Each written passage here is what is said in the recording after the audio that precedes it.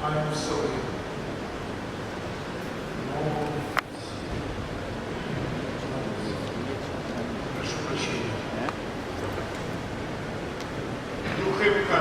You have questions.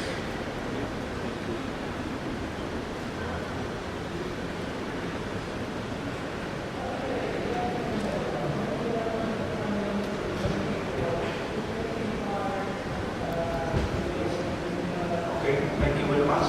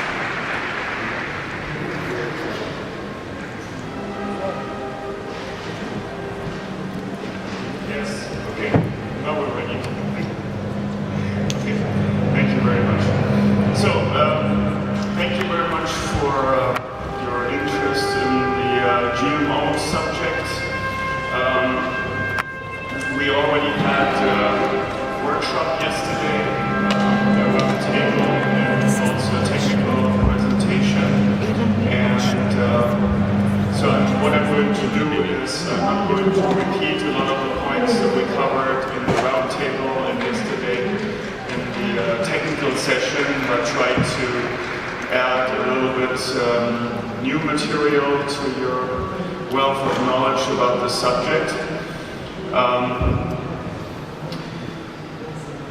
For those of you who haven't been in the two prior events, just to restate the problem again, beekeeping is an open system. Our bees have a large foraging area of several square kilometers, and there they collect nectar, pollen, resin, water, honeydew, and as beekeepers we have very little control over what they collect, and therefore when they can't distinguish between conventional and genetically modified plants, we have a very complex set of issues related to contamination of our products, but also related to the health of our honeybees or the relationship between beekeeping and farmers. This complex set of problems is something that a lot of policymakers, at least in Europe, have tried to ignore. Just to give you an example for how this works, in 2006 the European Community had a conference on coexistence in Vienna. Coexistence is the concept in the EU that the production of GMO-free food should coexist with the production of genetically modified food, and there are supposed to be rules implemented by the member states to make that possible. So this conference was designed to put all the knowledge in the EU and outside of the EU together. And I was interested in whether beekeeping was represented in any way, since not only are we impacted as beekeepers, but also our bees are all little pollen vectors. So where you have bees, you have pollen transfer and therefore gene flow. So you cannot really discuss the issue of coexistence without beekeeping sector. The German government at that time was very much pro-GMO and tried to keep anybody from the beekeeping community out of this conference. But as beekeepers, as you can see in Apimondia, we're working together very well. And so my Maltese colleagues talked to their Ministry of Agriculture, and I ended up being part of the conference as an official member of the delegation of the country of Malta. They even paid my travel expenses. You can see in these examples, some governments are trying to keep the whole GMO issue under the carpet, especially when it comes to beekeeping, while some other countries are supporting us. Now, in Germany, a lot of things have happened since then.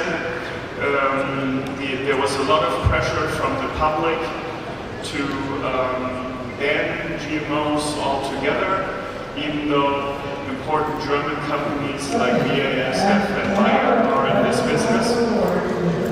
And also, in order to protect the non-GM side of agriculture, the German government put in place a register of GMO fields. So a farmer needs to apply and register that his intention to grow GMOs, he has to do this on a field-by-field basis. And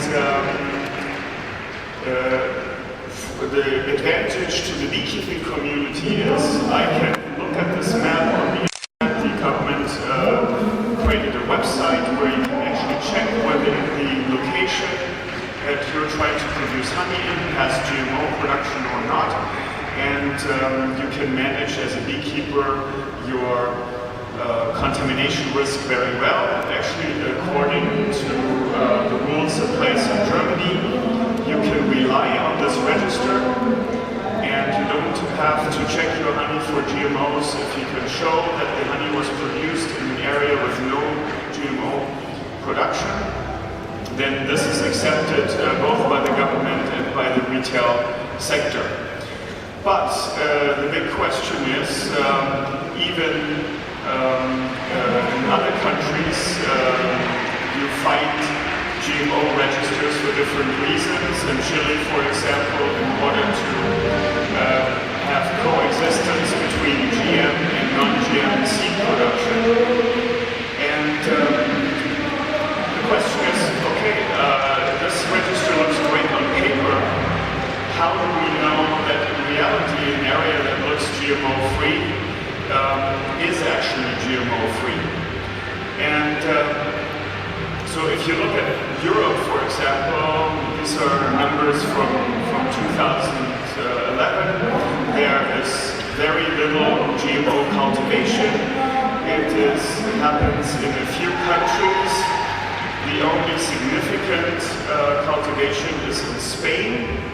And as what I want to draw your attention to, and I use 2011 numbers because in Poland GMO maize was actually banned in 2012, but the official numbers in Poland had the circa sign, okay?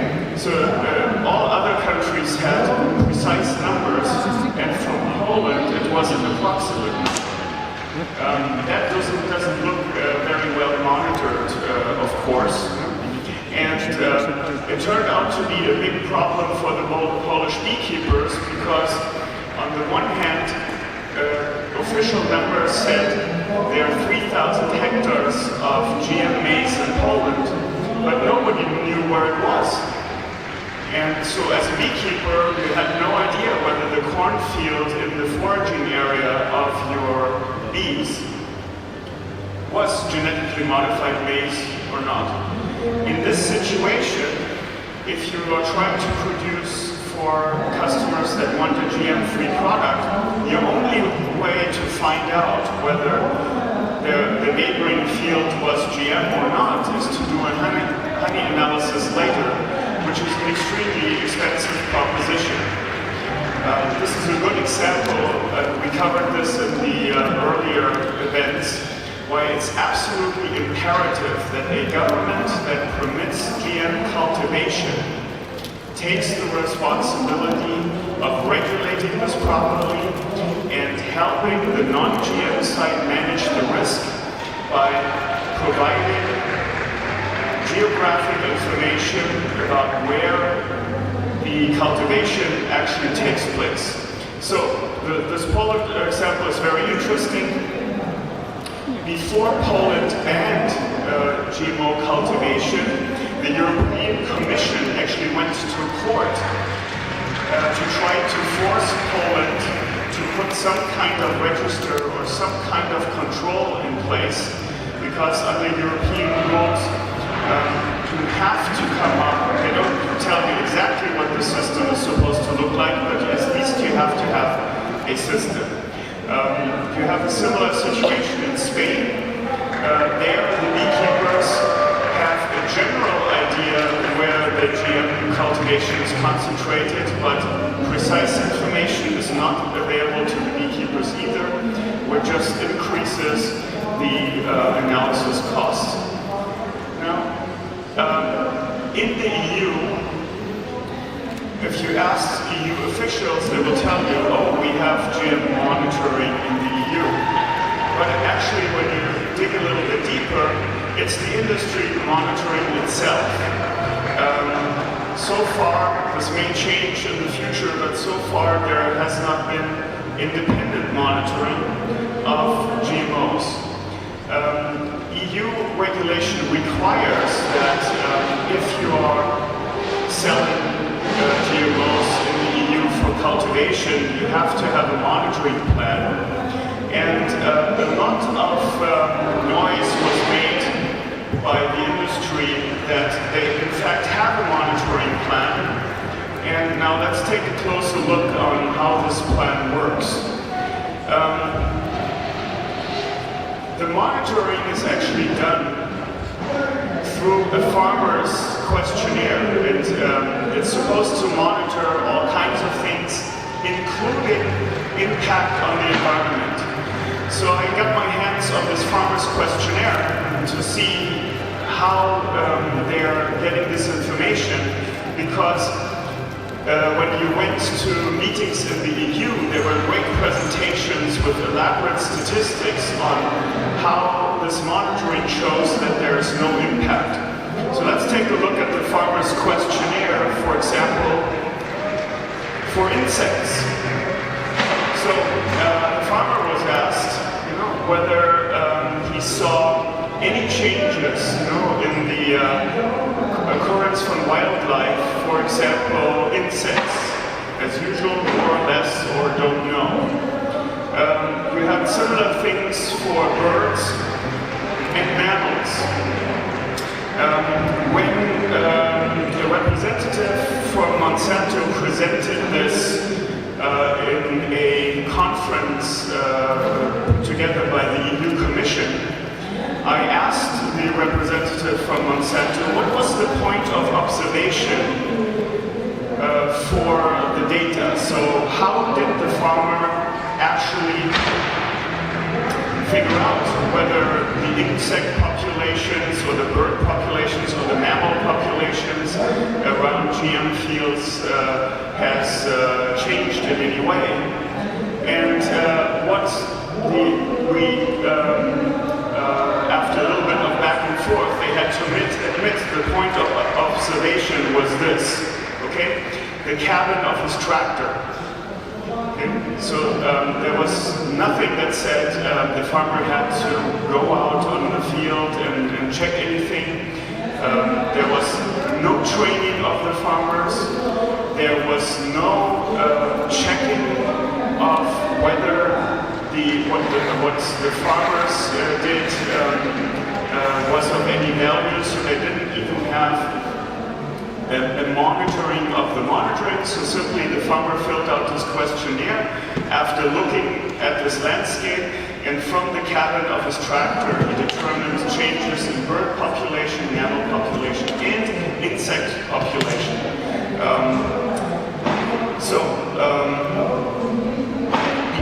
I think it is pretty clear that this kind of monitoring is not going to tell us a whole lot. And on the other hand, unfortunately for us as beekeepers, if there is GMO cultivation anywhere in the region, the one place where it is likely to show up is bee products or honey. And these bee products will contain the pollen deliberately collected by bees, but also incidental presence when they're gathering nectar, or for example, airborne pollen transferred by the wind that is stuck on honeydew and bees are collecting it there. So there is a publication that was put together by German scientists where they compared the ability to detect the presence of GMO pollen in an environment with mechanical pollen traps or other technical devices, and by far bees are the best way to monitor for the presence of GMOs. This is very necessary. For example, Switzerland, for many years now, and this is continuing, the Swiss people actually got to vote on whether they want to have GMO cultivation in their country or not. And the Swiss people voted to ban GMOs, and they have renewed this ban now several times in a row and are very happy with their decision.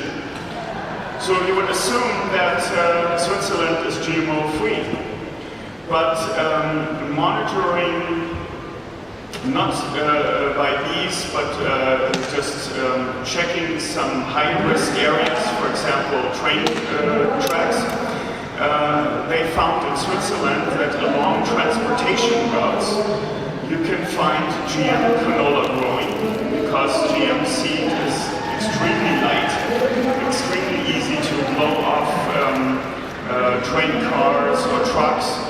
So it is clearly the case that even if you have a great register on paper, you need to complement this with independent monitoring, and this is well done, easily done with bees. Of course, we had I did a presentation yesterday where I talked in more detail on how to leverage the commercial honey analysis that is already done to determine the GM status of honey, to see whether it meets the criteria for certain markets like the EU, how these data are not just valuable in the context of the commercial transactions that I can show my buyer that I have GMO-free honey, but if you preserve the location information and stick this in a central database, over time you can actually develop maps of where you have high contamination risk and where the risk appears to be pretty low. So this can be done with commercial monitoring results, but it can also be done as part of governmental projects, and it can be done by using the results of scientific projects that may just investigate a small area. So, the summary of this, we need to do monitoring for bees, with bees. We both have a benefit, a great benefit if monitoring is done as beekeepers, and we also happen to have the greatest monitoring devices, our bees, and we can contribute this. So this is, independent monitoring is clearly necessary to provide reliable information to the beekeepers. The beekeeping sector can contribute to these monitoring efforts. The honey results from the analysis results from all projects, governmental, scientific, and commercial. I'm sorry, but you have 2 minutes for the questions. You must Yes, okay. And this is my last slide, don't worry about it. Okay. And the resulting map programs are of high value, not just for the beekeeping sector, but for everybody that wants to preserve GM-free production, including, for example, seed producers. And I think this is a very important message from Apimondia to government entities around the world to institute such programs, not just to help the beekeeping sector, but the GM-free sector overall. Thank you very much for your attention, and I've got 2 minutes for questions.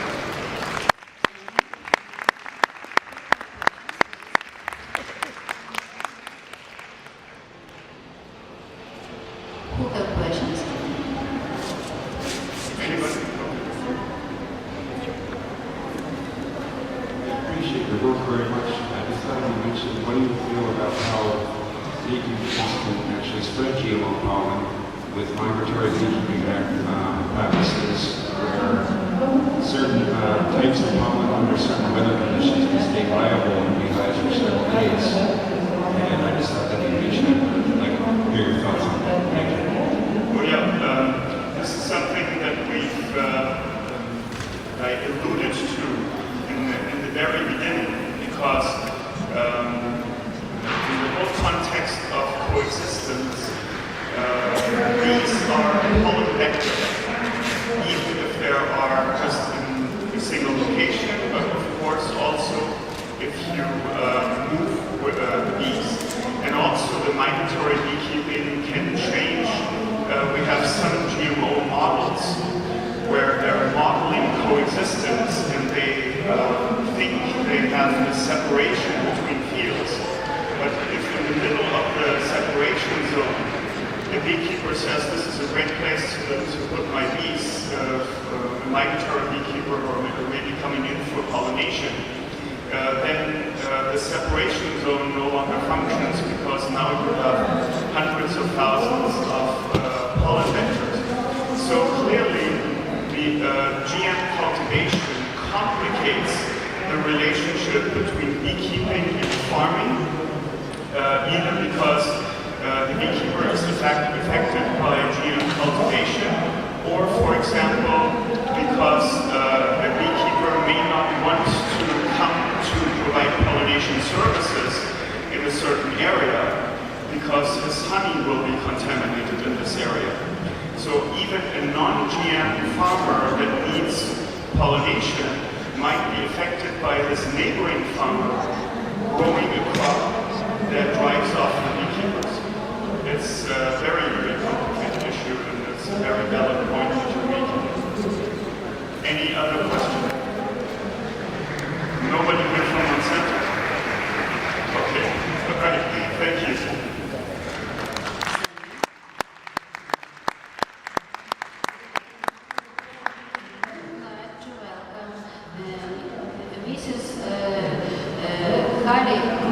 From Turkey for presentation. And we would like to remind you that every speaker has 50 minutes for the presentation and 5 minutes for the questions.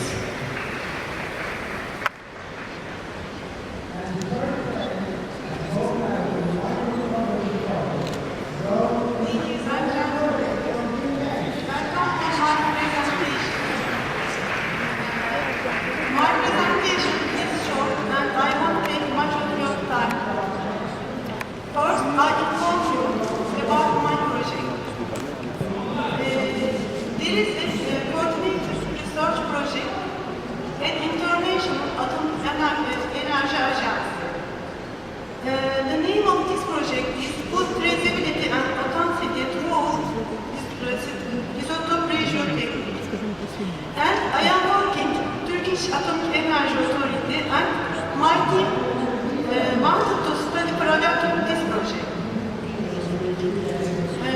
This presentation was a part of the project entitled Use of Stable Isotope Measurement for Food Traceability in Turkey and supported by Turkish Atomic Energy Agency and the Turkish Beekeepers Association. The audience samples were collected throughout the network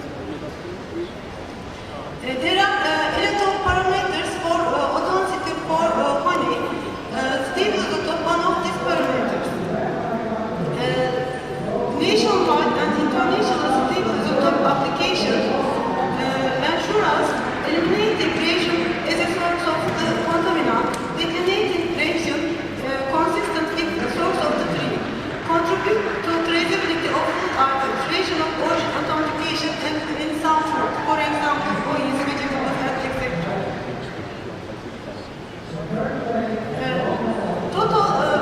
Total carbon delta 13 values of honey and protein samples were determined on the isotope ratio spectrometry. This method was accepted as an official method by Association of Official Analytical Chemistry for the detection of honey adulteration.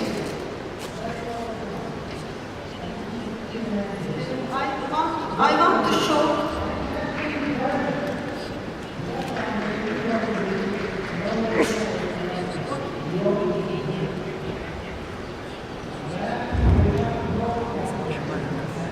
this is IMS for our authority.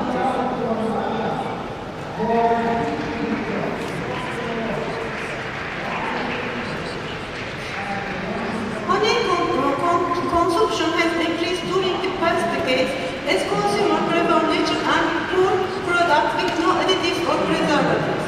Traceability of honey is important for a honey consumer in agreement with its declared botanical and theoretical origin, and it is also of a great importance for the commercial part of honey production. The difference between stable carbon isotope ratio of a honey sample and its protein fraction shouldn't be more than 1 per mole. The honey samples were considered adulterated when the delta in the honey sample compared to the protein was above 1 per mole. In our material, 202 honey samples from beekeepers and from 7 regions of Turkey sent us and analyzed by Ea-Irm.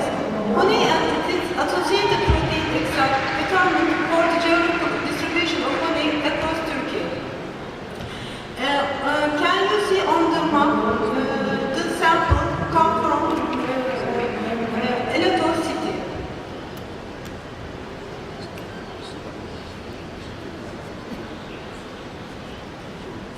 I don't tell you the method, but I want to say sucrose and L-glutamic acid were used as reference standards for linear calibration curve.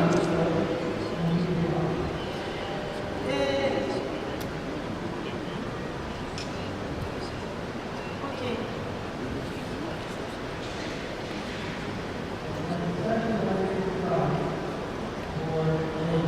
Can you see at the table the carbon isotope ratio of honey sample, for example, in Antalya, were found to range from 24.2 to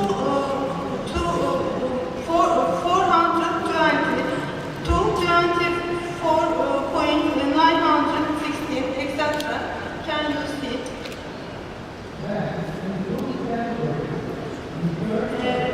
In our study, the lowest stable isotope ratio was found to be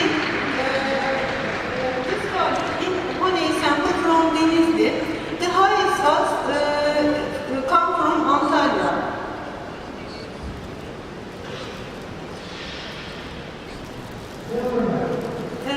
This finding is the agreement with the Şimşek and theater researchers are found before.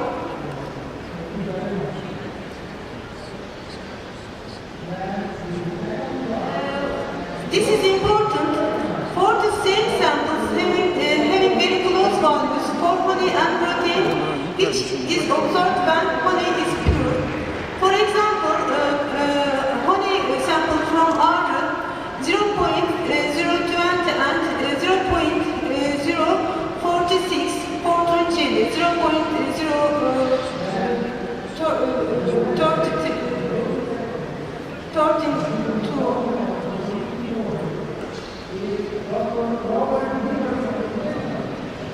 This study reports that the carbon 13 values of honey sample collected from beekeepers across Turkey and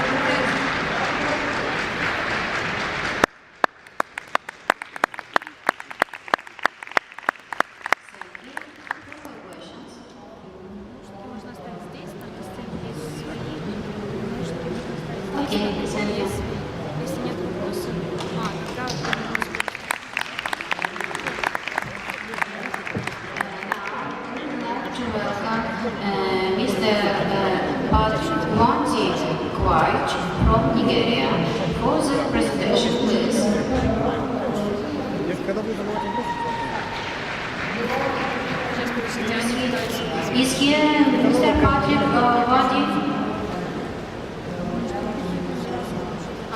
Okay, maybe Pfizer Nikodim. Okay, thank you.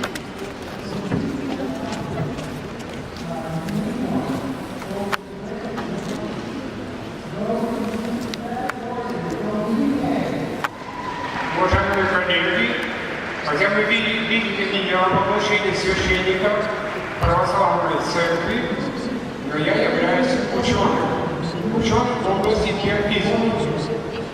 Я вам немножко тема моего доклада будет переход от односемейного неуправляемого пчеловодства к многосемейному пчеловодству будущего.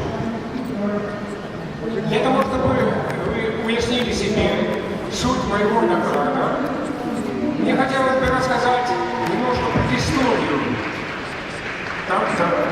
так сказать, этой темы. Занимаясь вопросами биофизики и, в частности, биологическими системами и другими подобными вопросами, я никогда не думал о том, что буду заниматься пчелами. И вот однажды мне пришлось разговаривать со своим родственником, который был преподавателем пчеловодства в одном из пчеловодных заведений в Украине. И он мне сказал такую вещь, что в свое время, как дошло к нему и вообще были предания о том, что именно здесь, в городе Киеве и в Украине, 1000 лет назад монахи, которые проживали в Киево-Печерской лавре, они занимались пчеловодством. И вот, согласно преданию, у них была специальная пещера, пчеловодная пещера, так как они сами жили в этих пещерах, в которой содержалось 150 пчелосемей, соединенных между собой. Когда я услышал об этом, я ему сказал, своему родственнику, а как это может быть? Ведь люди на сегодня бьются на тем, как сойти 2-3 и более семьи, а у них было 150 пчелосемей. Я говорю, такого не может быть. Но поскольку я вырос в семье верующих, он говорит, ты помолись Богу, и он тебя откроет. Ну что, я действительно основываюсь на тех словах, которые сказаны в Священном Евангелии, что если вы что-то попросите с верой, вам откроется.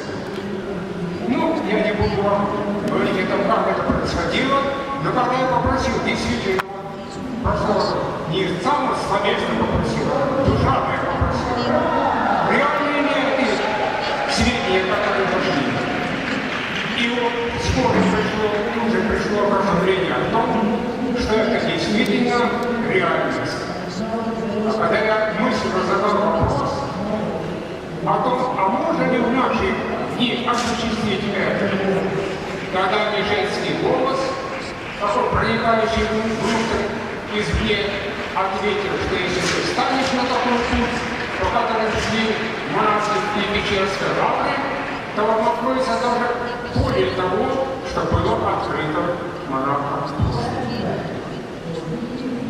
И действительно, когда я более начал углубляться в основы веры, познакомившись не только с христианством, с исламом, с расой, другими вероучениями, которые на сегодня имеются, и с искренней верой, так сказать, я обратился уже непосредственно к Матери Божией, но к Матери Божией внутренне понятно, духовно.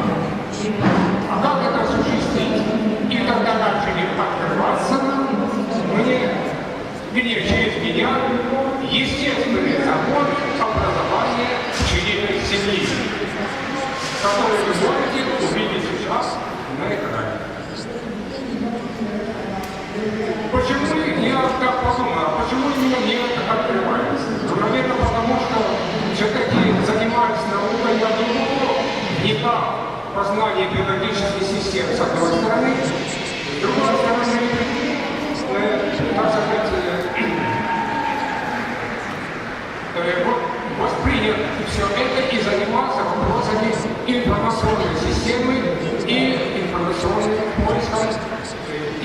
есть вопросами информации и информационно-поисковой системы. И когда я подумал, а как же можно сориентироваться в этом огромном массиве информации, которая имеется на сегодня в пчеловодстве. И, кстати сказать, такой информации имеется более, чем в любой иной отрасли. То есть исследований и практических, так сказать, познаний. И вот вы можете сейчас увидеть эти естественные законы. Да, и было сказано, что если ты будешь воспринимать, будешь способен воспринять, то тебе будет сообщаться через тебя для людей, будет сообщаться о том, как систематизировать эту огромную информацию. И вот первое, что было сказано о том, что все то, что относится к вопросам физиологии медоносной пчелы, то есть название всех внешних и внутренних форм, вот видите, в первом показано в первом естественном законе гармоничной целесообразности. То есть насколько они целесообразно, каждый орган медоносной пчелы приспособлен для ее существования. Дальше была собрана информация, хотя бы в общем, так сказать, то, что относится к неизвестным, то, что относится к вопросам ритмичности, то есть последовательности формирования внутренних, то есть процессов, формирования прохождения внутренних процессов. И вот открылся второй закон, который вы видите на втором рисунке. Дальше. Так же самое складывалась информация, собиралась по всем остальным законам, и в конечном итоге эти законы вы можете прочесть, не написаны, я вам повторять их не буду, чтобы не отвлекать ваше внимание. И, наконец, вы видите, открылось, как именно идет умножение пчел в самой пчелиной семье в его цифровом выражении. Далее вы видите прямую, по которой показано реальное наложение вот этого закона на те процессы развития самой пчелиной семьи в течение летнего сезона. И, наконец, последний вы видите, открылись пути, то есть объяснение, как именно монахи были способны соединять между собой вот это огромное количество пчелосемей. Понятно, что когда я спросил, а знали ли монахи вот эти законы? Ко мне пришел такой ответ, понятно, что монахи их не знали. Они были не настолько информированы теми познаниями, которыми мы располагаем, но они внутри чувствовали те процессы, которые происходили в этом многосемейном сообществе. И ходили как бы в духовное общение с этим сообществом. То есть оказывали помощь там, где пчелы в этом нуждались. Она, видите, так сказать, грамотея нашего века открылись эти законы, по которым вот мы можем перейти вот к такому многосемейному пчеловедению, то есть пчелоуправлению. И тем более мы выражаем это как переход от application Epidirection, то есть управление. Вот на этом, да, и этими вопросами я занимался, начиная с 70-го года, и вот продолжал до настоящего времени, поскольку не было еще открыто о том, чтобы выступить публично. И на этом конгрессе, вот в 43-м, а я, кстати сказать, был участником 23-го конгресса, то есть 20 конгрессов прошло с того времени, и вот на сегодня я вам об этом сообщаю.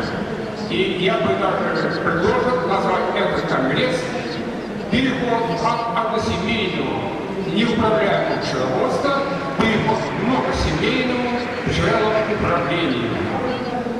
С этими, так сказать, мог бы также вынести предложение о том, чтобы создать международный институт вот этого многосемейного пчеловедения, и чтобы там именно сконцентрировать всю информацию, которая на сегодня имеется в пчеловодстве, выпустить новую, принципиально новую энциклопедию, и чтобы этот институт был научно-производственный, то есть чтобы не каждый изобретал у себя вот эту как переход этот, а чтобы они получали информацию от единого центра.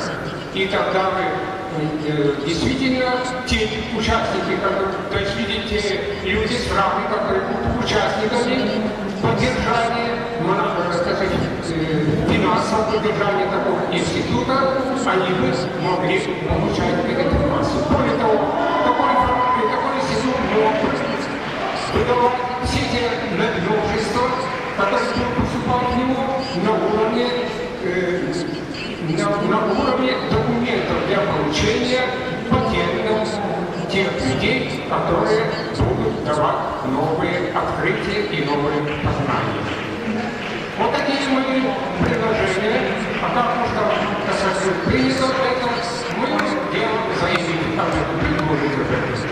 Вы можете познакомиться с тем, о том, как даже мы уже частично осуществили, получили от одной пчелиной семьи 5 и более новых пчел-семей.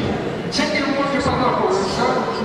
Вот я делаю презентацию здесь в отделе, так сказать, в группе новых инновационных технологий. Пожалуйста, мы продолжаем. Можете приобрести у нас, так сказать, общую такую информацию, брошюрку об этом сообщении, где говорится по каждому из этих законов. И благодарю вас за внимание. И я думаю, что благословение Божие будет как раз со всеми нами, со теми, кто пожелает заняться этим творчеством. Спасибо.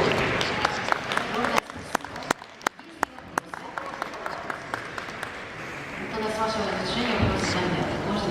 Здесь Никодим. Очень интересный. Я на русском языке буду задавать. Скажите, очень интересный доклад, и ваш доклад может стать новым витком развития в области пчеловодства.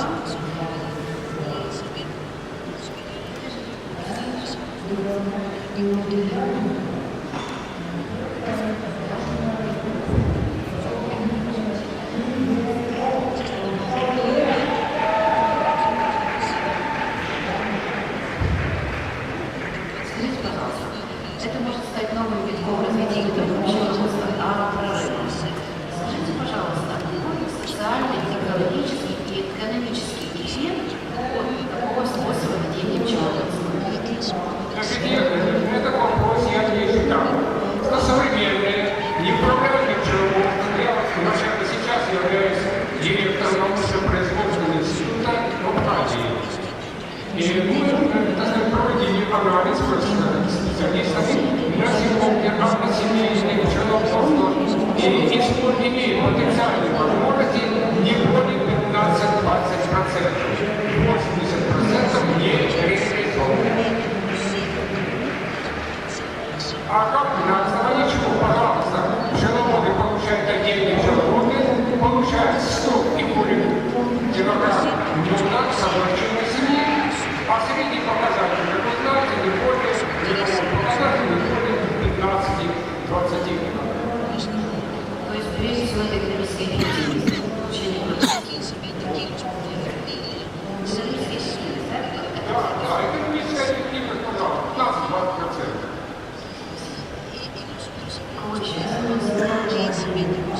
Спасибо за доклад. Okay, now we would like to welcome Mr. Henri from France for the presentation. Please.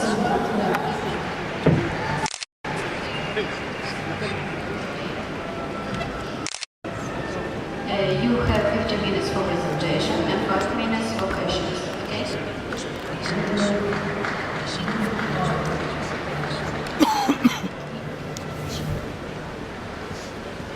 Good afternoon. My name is Henri. I am not a scientist.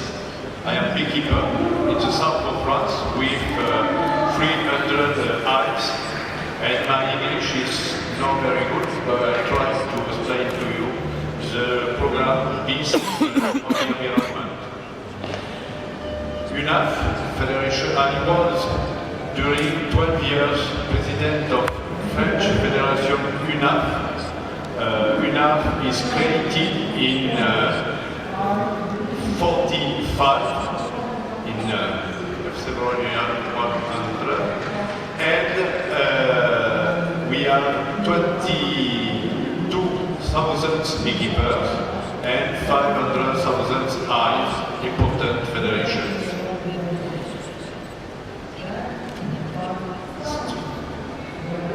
UNAF organized the Congress Apimondia in Montpellier in 2009.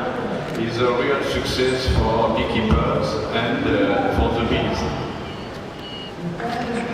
We organized also the Congress, the first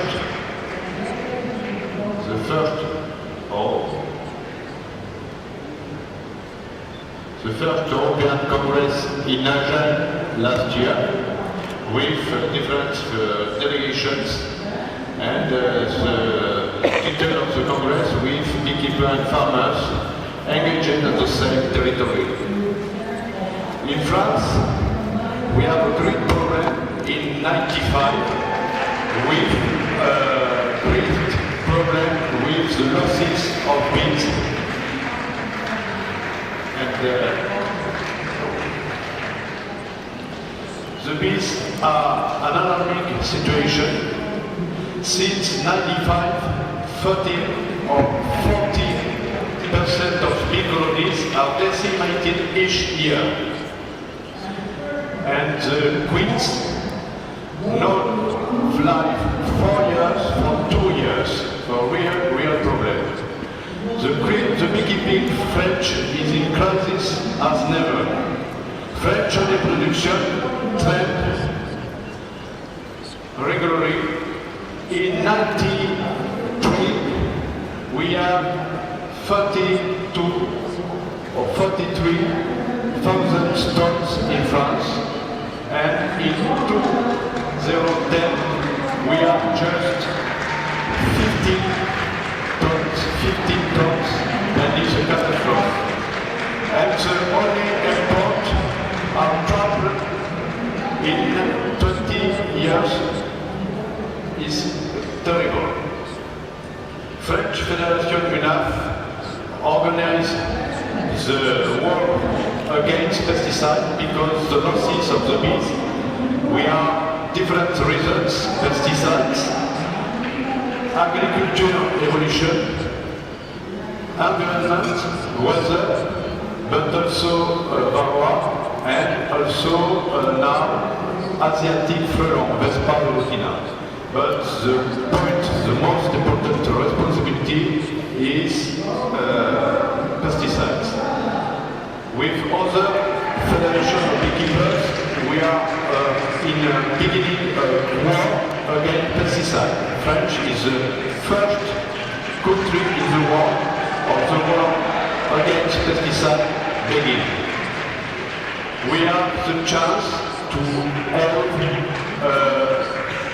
real work with financed by the program European Regulation for the Bees and the work of public research organisms with INRA, CNRS, prove the toxicity of different molecules. We have also a judiciary work very important with Alga's level and Alga's pattern in the juridic work. Over 600,000 euros in 12 years with a lower Bernard Faux.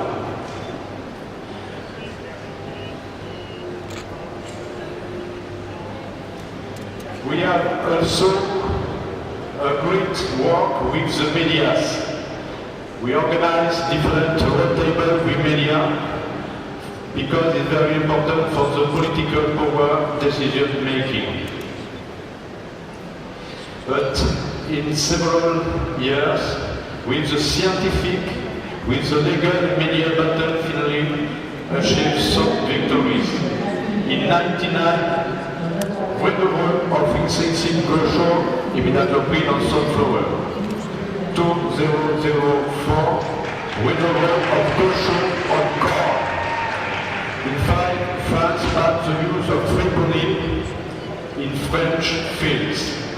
11, the highest administrative code cancelled the authorization of Pfizer on corn. June 12, the French Ministry of Agriculture has withdrawn the authorization of Pfizer on canola. April and July 13, the European Union partially bans the use of imidacloprid, thiamethoxam, clothianidin, and fipron. It's very important. The bees, the more important for the bees, the challenge for the bees, the first is pollination.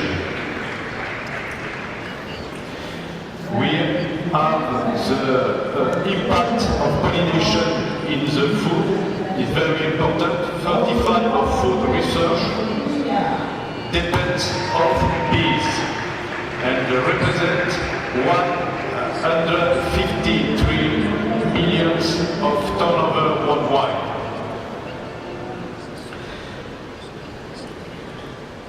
If the bees disappear and pollinators disappear, will be a catastrophe in the world. The product of the beekeeping is very important and very good for the health and well-being to preserve. But we have also a real problem because the beekeepers are more and more older, and the beekeeping have a traditional image a bit outdated. For these reasons, we organized in 2005 a campaign, Be Sentinel of the Environment.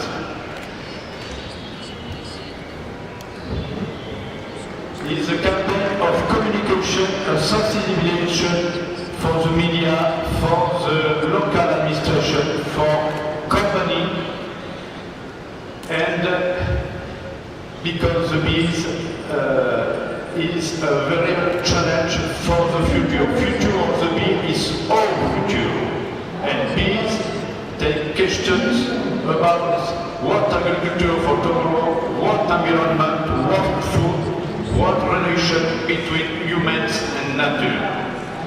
And the program of Abbey Sentinel of the Environment is a sensibilization on this question. What is the principle? The principle is an engagement between a partner and the UNAF. We are real work to everything to avoid greenwashing. It's very important. The bees have a good image, but this image is not a commercial image, it's not an image to have a green image. The partner must signature of the Abbey Sentinel of the Environment Chart, compliance with objective, 3-year operation financing, and UNAF setup of implementing Apiary, the keeping, harvesting and non-pollen content analysis, and communication on the partnership. The charter engagement. Don't not use toxic chemical and pesticide in your green space for protecting bees and wing pollinators. Encourage nectar plant by seeding perennials and multi-annual nectar species. Encourage bee and beekeeping knowledge. Develop information to farmers and pollinators and bees and promote environmentally friendly farming role.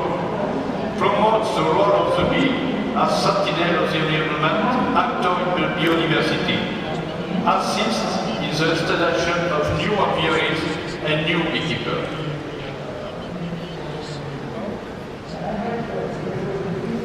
The action of bee sentinel of the environment. big Sentinel environment is to put hive in emblematic area in the earth of city, in a roof, and it concerns employers, school, public, different public. Is a program of communication. The hive is not here for produce honey and more honey. The hive is a support for communication about the role of the bees, the problematic of the beekeeping system, and the protection of the biodiversity and the environment. The first time is the inauguration of the Apiary with the partner, with the public, with the managers. All the year, during all the year, the beekeeper from UNAF is keeping on the apiaries according to definite specification. And this program have a real success in France.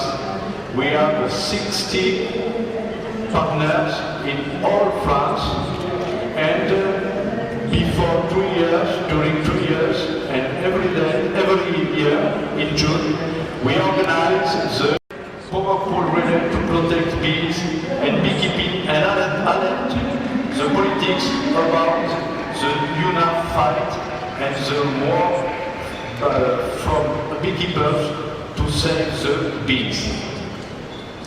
This is the different relay in media, very important in France and also in Europe with IFPA, with different media, very, very important. In this year, we made society to estimate the price of this campaign, and the result is 700 million euros. This campaign is colossal, 700 million euros.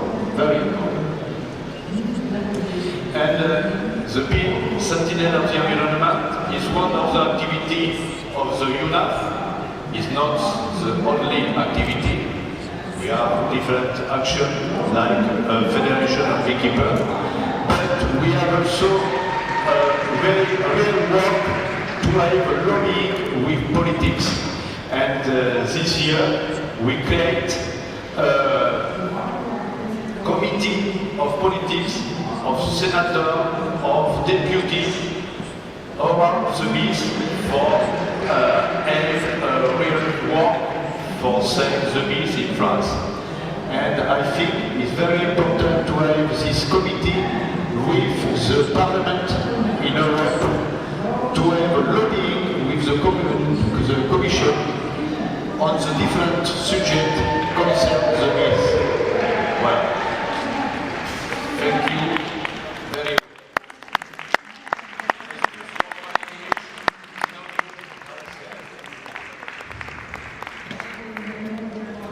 Thank you for very interesting experience for all countries, not only France. Congratulations, please.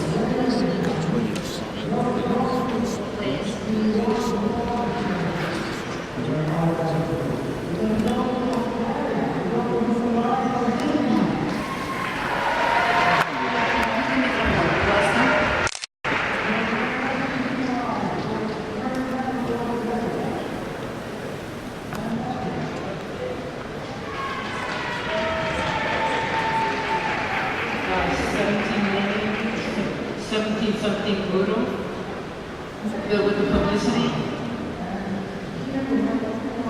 I'm sorry, I didn't understand your English when you talked about 17 million something.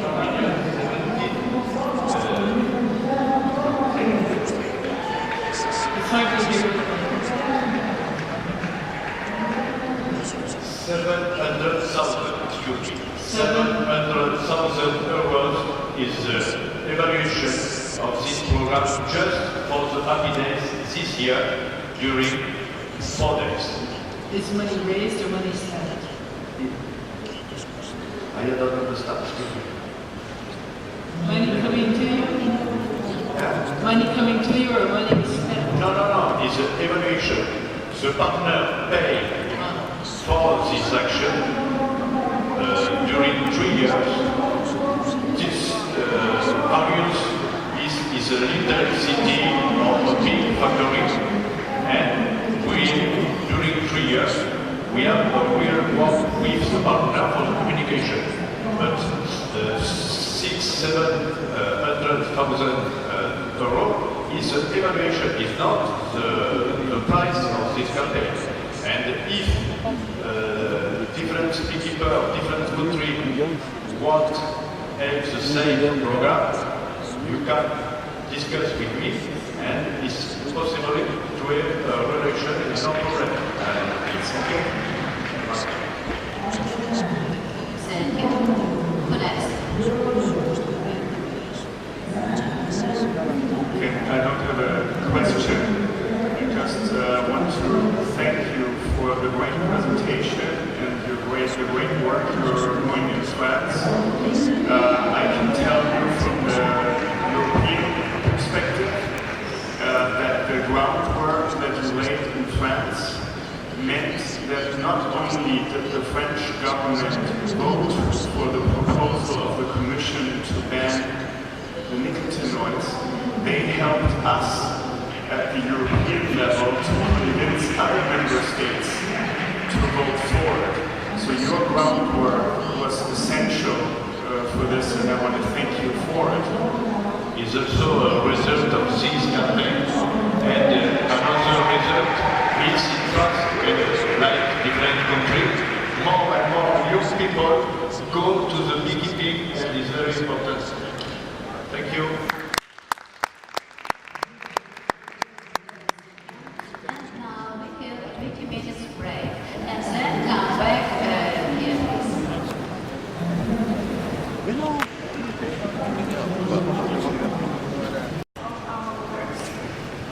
Not complete yet, but what we are impressing in this research. So came is select scenarios in beekeeping, planning and scenarios to identify.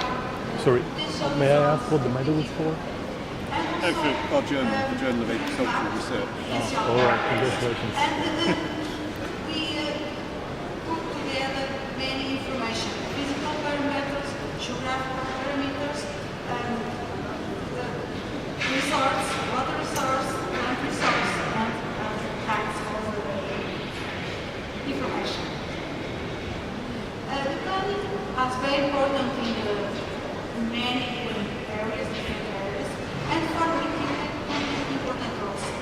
In some countries, it was done also, the planning with the cheese methodology, but in Portugal, we don't have this plan made. So we try to develop them. The region that we are working at the moment is the central. The central region of Portugal, and we work with the help of two different beekeeper associations, the Apimondia and L Carreck, and we have produced some maps for 3 different regions, all in the central part of Portugal. Because it's not cheese or cheese conference, I show only the first approach and our methodology plan to produce our maps. And we put the standards, the implementation in Portugal, the roads, biophysical parameters, and also we support our research and our planning in some maps produced by our The first part of the research made with the collaboration of the student of me.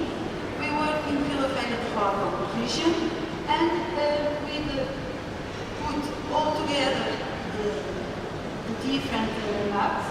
We construct a map with the potentiality of the beekeeper. And we can find, for example, we can put also the different leaves and the different apiaries in the region and look if they are well or not located. Because sometimes if with, for example, the location a little of my apiary, I could increase a lot the yield and the pollution of my apiary. And if the beekeeper and the decision maker have these tools, they could better help the beekeepers. So we say that we produce another different point. We don't use only water, but we made a hierarchical analysis with multi-criteria analysis.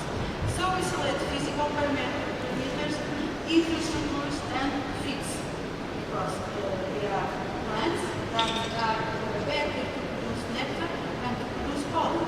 And in different seasons, we need different resources. So we can produce this. And we identify also a scale. Okay? If they are very good for the keeper or not so good for the keeper. And we have a scale. The FAO organization also for this development in some countries propose 3 different scales. We put in this work program. And we define very well our limits. And in this part it's important because the limits for some physical parameters or other, for example, I don't find in the bibliography what distance I need to use. So if anyone have information about this, I would like very much a collaboration. And we produce 2 different maps. A map where we have the nectar classification and the pollen classification.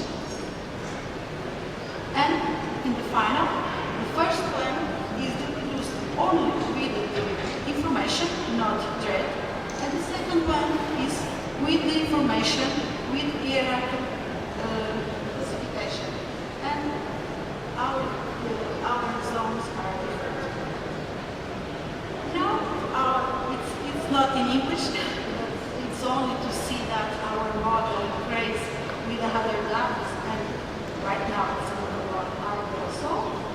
And we work with other associations, and we made also the potential beekeeper zones, and we put the apiaries. And in some parts we locate very well zones with our conflict of apiaries. And for example, for the beekeepers that in the different parts of the year transport their bees to other parts, it's important to select now where I go. What is the better place to move my bees? And another important part that I said also is the disease. We can treat the disease in 2 different years and identify if there are zones that we have higher concentration of disease. Sometimes when we see higher concentration of disease is a part where we have also more conflict apiaries and where the apiaries is in the not very well prepared zone. And you can have this information during the years and know if in fact we have a center of some problems. We also put in this information the electromagnetic radiation.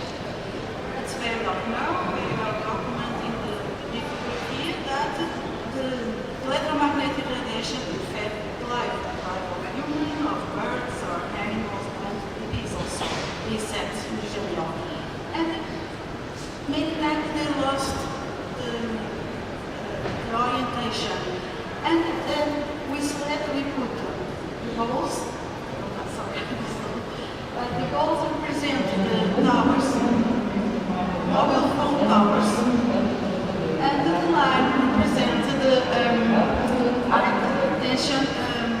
diversity line of and we define, because you don't see the bibliography, we define the buffers similar for the buffer for water resource and for vegetation. And we put another information. We have some zones with intensive agriculture.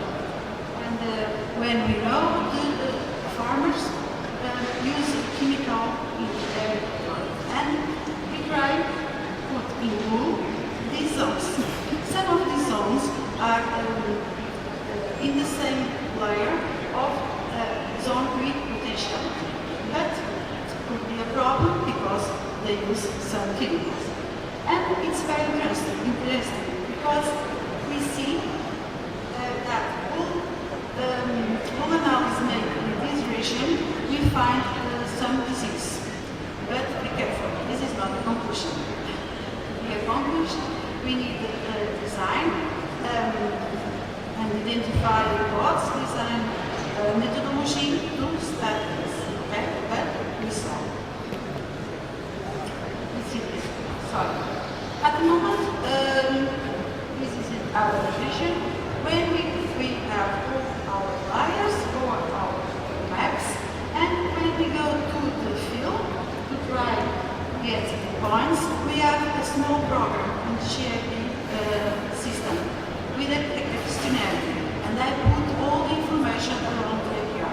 Because, for example, when I do the water resource with the support map, sometimes I don't know if there are, for example, water that is not represented in the map. And if I go to the field, I see if there are any additional water resources. Sometimes a zone that is not very good becomes very good because there are some resources in the field that we can see. And the varroa resource is important also to check in the field because sometimes we push support, we don't have all the information. And if I make confirmation in the field, we can improve the knowledge and improve the powerful of our map. So this is another vision. We reproduce the potential zone of the keeper and the interdict zones and the core zones and our APIs. This vision is very particular because the APIs are small, so we don't have any problems with APIs conflict. And I say always that our research is not complete because we can make many other things. Because in the maps that we are using now in the coastal region, we put other additional information. Soil contamination or not, water contamination, because sometimes we have water resources that are not very good for our needs because we have contamination tools.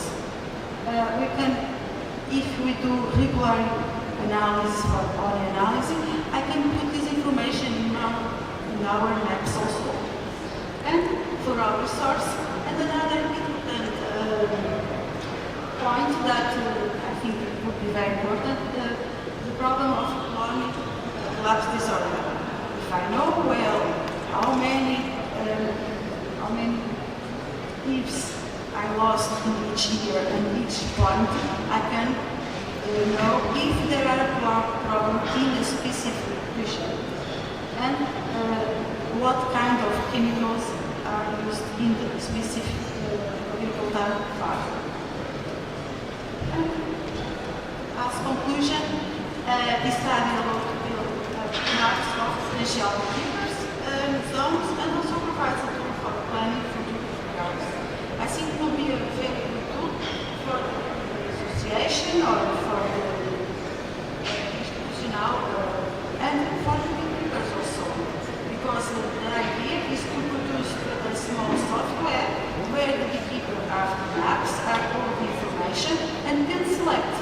Okay, I have this, I have excellent ifs, I have this condition.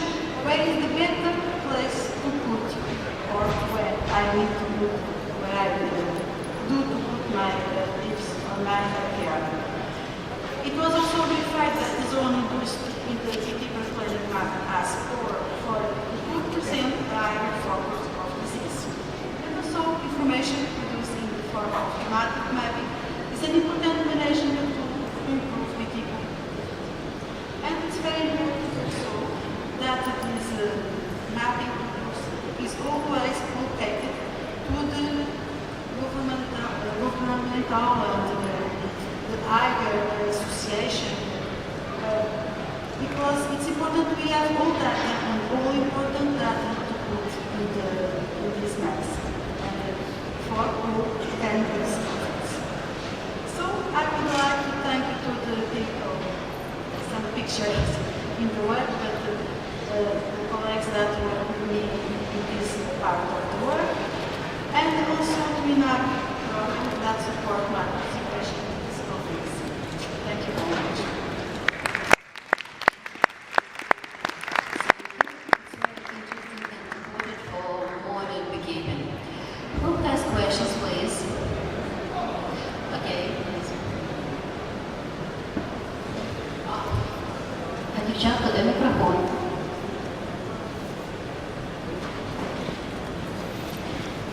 Зараз хвилину. Please, please.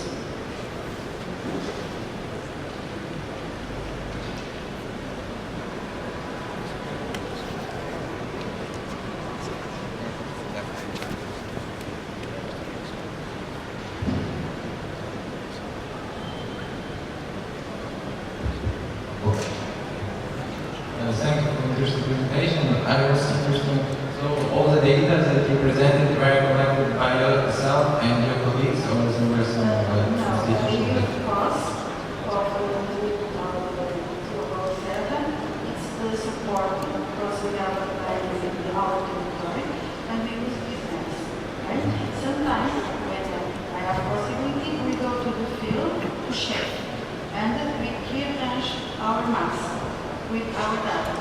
But for example, if everyone has more data or more information, we always arrange our information. And the second, so what was the total area of, what is the total area that your project covered? We don't have the project, we don't have the financial part of our project, and we work with some data that some association gives us. I don't have to present now the total area because we work in area and we are in the other, and we have at the moment some areas that are working. So you use the information that you have here now? No, step by step. And was it applied by beekeepers somehow contracted by way? What we want? We want to give this information to the beekeeper association or the Adulteration management to have a better, to help beekeepers. But we want also make software or small program to the beekeepers. Because, for example, I live in L Carreck region, is my region, and I want to be a beekeeper. If I have this software or if my association has this software, I can go there and I say, okay, I want to have, I don't know, another place where it's better place to put all my Maybe you just like share this information. Yes, but at the moment we don't have all the software developed, but it's our team. Thank you very much. Thank you. Hulya. Okay, thank you for presentation.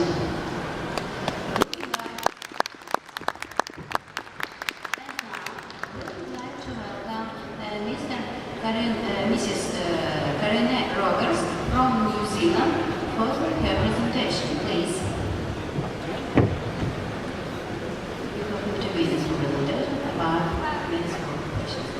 You can hear.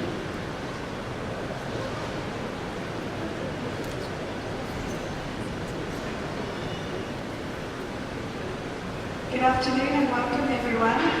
My name is Karyne from Gmos Science in Lower Hutt, New Zealand, and it is a great pleasure to be here today to talk to you about Manuka honey.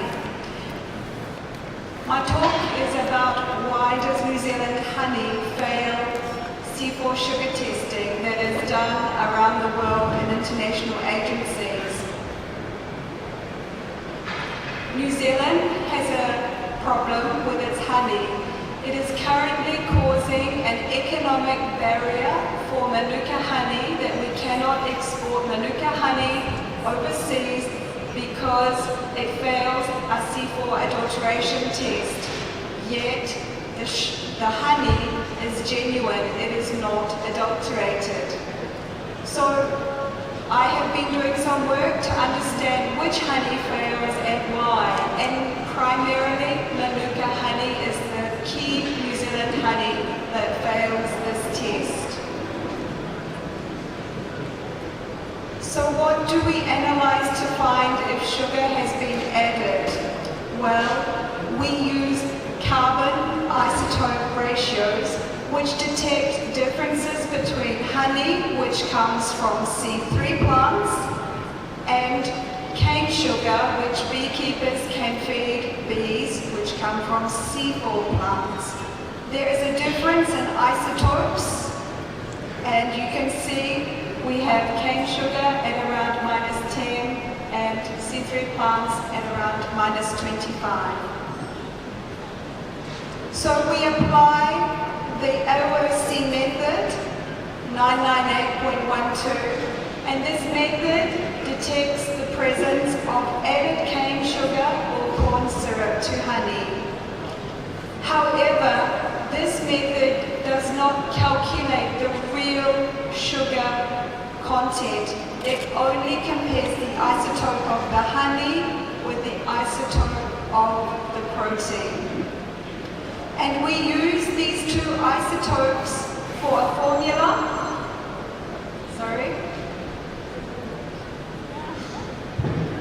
We use these two isotopes for a formula to calculate the C4 sugar. Let me show you how this works. Unadulterated honey has a honey isotope which closely resembles its protein isotope. And as you can see from the picture, it may be less than 1 per mil difference. And this means the honey is genuine and will pass. When honey is adulterated with C4 sugar, it shifts the honey isotope in a positive direction towards the sugar, but it does not touch the protein isotope. So the difference is more than 1 per mil. However, my research finds we have false positive results which shift the protein to be more negative, yet the honey value stays the same. This is the type of failure that New Zealand Manuka honey experiences. This slide shows more than 1,000 samples and suggests that up to 33% of New Zealand honey could be adulterated. But this is not the case. This particular test, which is applied internationally around the world for acceptance criteria of honey, gives problem for New Zealand honey, particularly Manuka. And you can see that many samples are above the threshold of 7% sugar, which is allowable in international regulations. So which honey fails? As I said, Manuka is the key problem. It's our key export. Manuka is very valuable honey. Many people want to use it. Other honey, which is not so well known, but still fails this test in New Zealand, is ling or heather honey, tauri honey, kaumehi honey, and riruira. This shows some carbon isotope values of some specific monofloral types, and you can see the tauri honey in the yellow is all above the threshold. This honey is very unusual because its nectar is very positive, and we believe in the future this honey would also have problems for acceptance overseas. We also see many honeys which never fail, such as clover honey, or some of the other multifloral honeys. They never fail the test. So why does honey fail the test? Well, of course, you can add sugar and it will fail the test. Some people also feed protein at wrong time of the year, protein supplement. Often this contains sugar, and this sugar can get into the honey and cause failure. Some people may extract honey from brew box, and often sugar can be stored in the brew box, and this can give problem too. We also find in previous research that pollen at high levels can contaminate the protein isotope and cause failure. But even when we remove all these problems, we have genuine honey which is still failing the test. And we believed there was some other mechanism to cause this failure.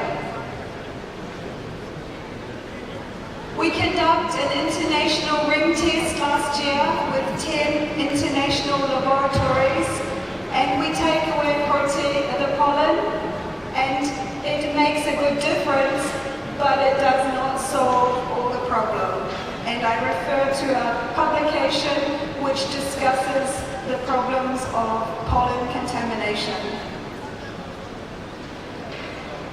Here's almost 700 Manuka honey sample. When we isolate just the Manuka honey sample, we see we have up to 42% failure. This is a big concern for New Zealand beekeeper. We cannot sell this honey. So, of these 650 samples, we study the carbon isotope, and we find at certain carbon isotope values, no matter, all honey will pass as long as the carbon isotope is more than minus 25.8. This is important to us to learn this value. We never find a honey sample who has carbon isotope of minus 25.8 or more negative that fails. Interesting, all honey fails when the isotope is less than minus 20, is more than minus 24.7. All honey fails, regardless. These are where our false positives are. These are samples which can pass or fail, and I will explain shortly why they do this. We study the honey, and we notice that active honey, honey which is more highly valued because it has activity, is the honey that starts to fail. We look at low activity honey, non-peroxide activity honey. Less than 10% of these honeys fail. When we look at medium peroxide honey, non-peroxide activity honey, 60% of these honey samples are above the 7% threshold and they fail. When we look at high activity honey, these honeys are the most expensive honey in the market. You pay $100 for a small bottle. Almost more than 80% of these honeys are failing. They're above the sugar ratio of 7%. So we understand there is an effect as activity goes up for Manuka honey. In Manuka honey, the activity is measured by a compound called methylglycol. This does not occur naturally in the honey. It occurs through a chemical conversion of dihydroxyacetone to methylglycol. We take some fresh honey which has low methylglycol and we heat it at different temperatures, and we analyze for these compounds, including C4 sugars. You can see the color of the honey changes as the heating continues. So we heat a low DHA honey, which can grow to a medium activity Manuka honey. And we see over time the dihydroxyacetone decreases and the methylglycol increases from 8 to 30 plus. With this, we see hydromethylfurfural grow, but the most interesting figures are C4 sugars, which are at 4%, just through heating of the honey, grow to 10%. We do not add sugar. Naturally, the honey changes over time to grow the sugars. This is even more pronounced when we have a high DHA Manuka honey. And we see that at higher temperatures, the DHA decreases faster, the MGO increases, and we see the sugars at higher temperatures reaching 13%. We do not add sugar to these honeys. All we do is heat them. Honey can be at 30 degrees in some warm countries.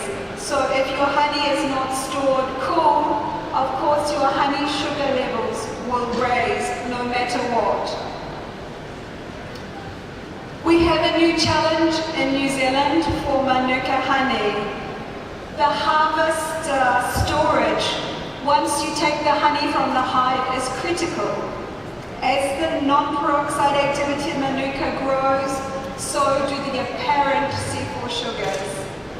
This is caused by amino acid consumption during the conversion of DHA to Mg conversion. This net effect is changing only the protein isotope, and it gives a larger estimation of C4 sugar in Manuka honey, especially in higher activity honey above 10 plus. Heating and storage time will accelerate this reaction, and if you still want your honey to have high activity and low sugars, you must keep your honey in cool conditions, not in warm conditions. So we understand that honey that has our isotope value of minus 27, 24.7 or more negative should be acceptable. We understand that we can get up to 13% sugars just from heating alone with no added sugars. Good, genuine honey can grow to this level. And when we put these limits in, you can see that all these honeys that previously failed are genuine and should be acceptable. Of course, there are some sugar adulteration honey. This does not take away sample which has sugar adulteration. What the new recommendation is that we include these good honeys which have false positive results. So we wish to make some new recommendations. Currently, the AOAC method is an acceptable method to identify illicit C4 sugar addition in most honey, and we accept pure honey free of corn and cane sugar should have C4 sugar values lower than 7%. However, we believe there's an exemption required for New Zealand Manuka honey that allows C4 sugars to exceed 7%, but no more than 13%, and as long as its isotope value is more negative than minus 24.7%. These are the parameters our research finds. I would like to thank many people in New Zealand who encourage me and provide samples and funding for our research, and our government, as well as the sponsors who bring me from New Zealand to beautiful Kiev in the Ukraine. Thank you for your attention today.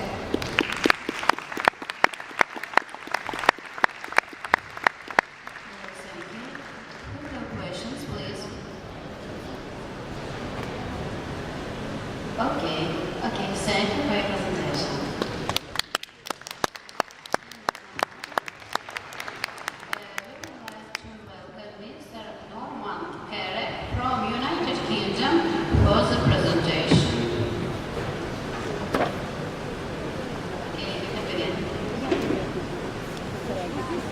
Right,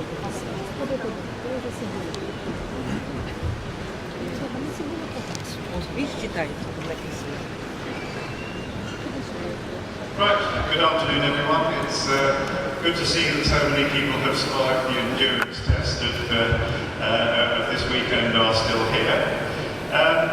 My title is 21 Years of Varroa in the UK, and I thought I'd take this opportunity to look back at some of the work that I've been involved in and that some of my colleagues from the UK have been involved in over those 21 years, and to see whether we've actually learned anything useful in terms of our management of the mite and our understanding of how it harms honeybee colonies. So I started working at what was then called Rothamsted Experimental Station in 1991, I think, and my colleagues had been working on varroa for some time. My colleague Venderball in particular had been working in Germany and in the Netherlands and had demonstrated an association between varroa and various virus diseases, in particular.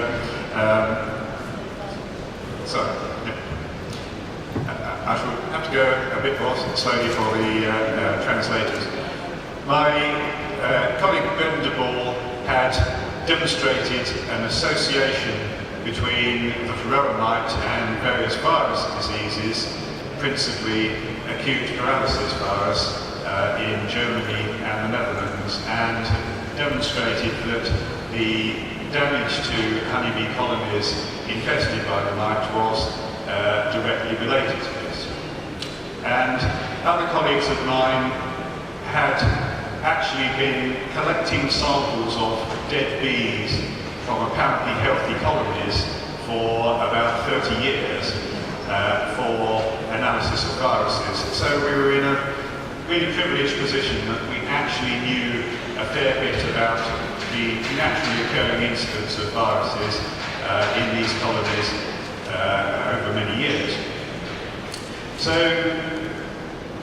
we were really very excited, I suppose, when in 1992 we saw this headline from a national paper to say that varroa had been discovered in Devon, in the southwest of England, by local beekeepers there, and it hit the headlines in Britain quite dramatically.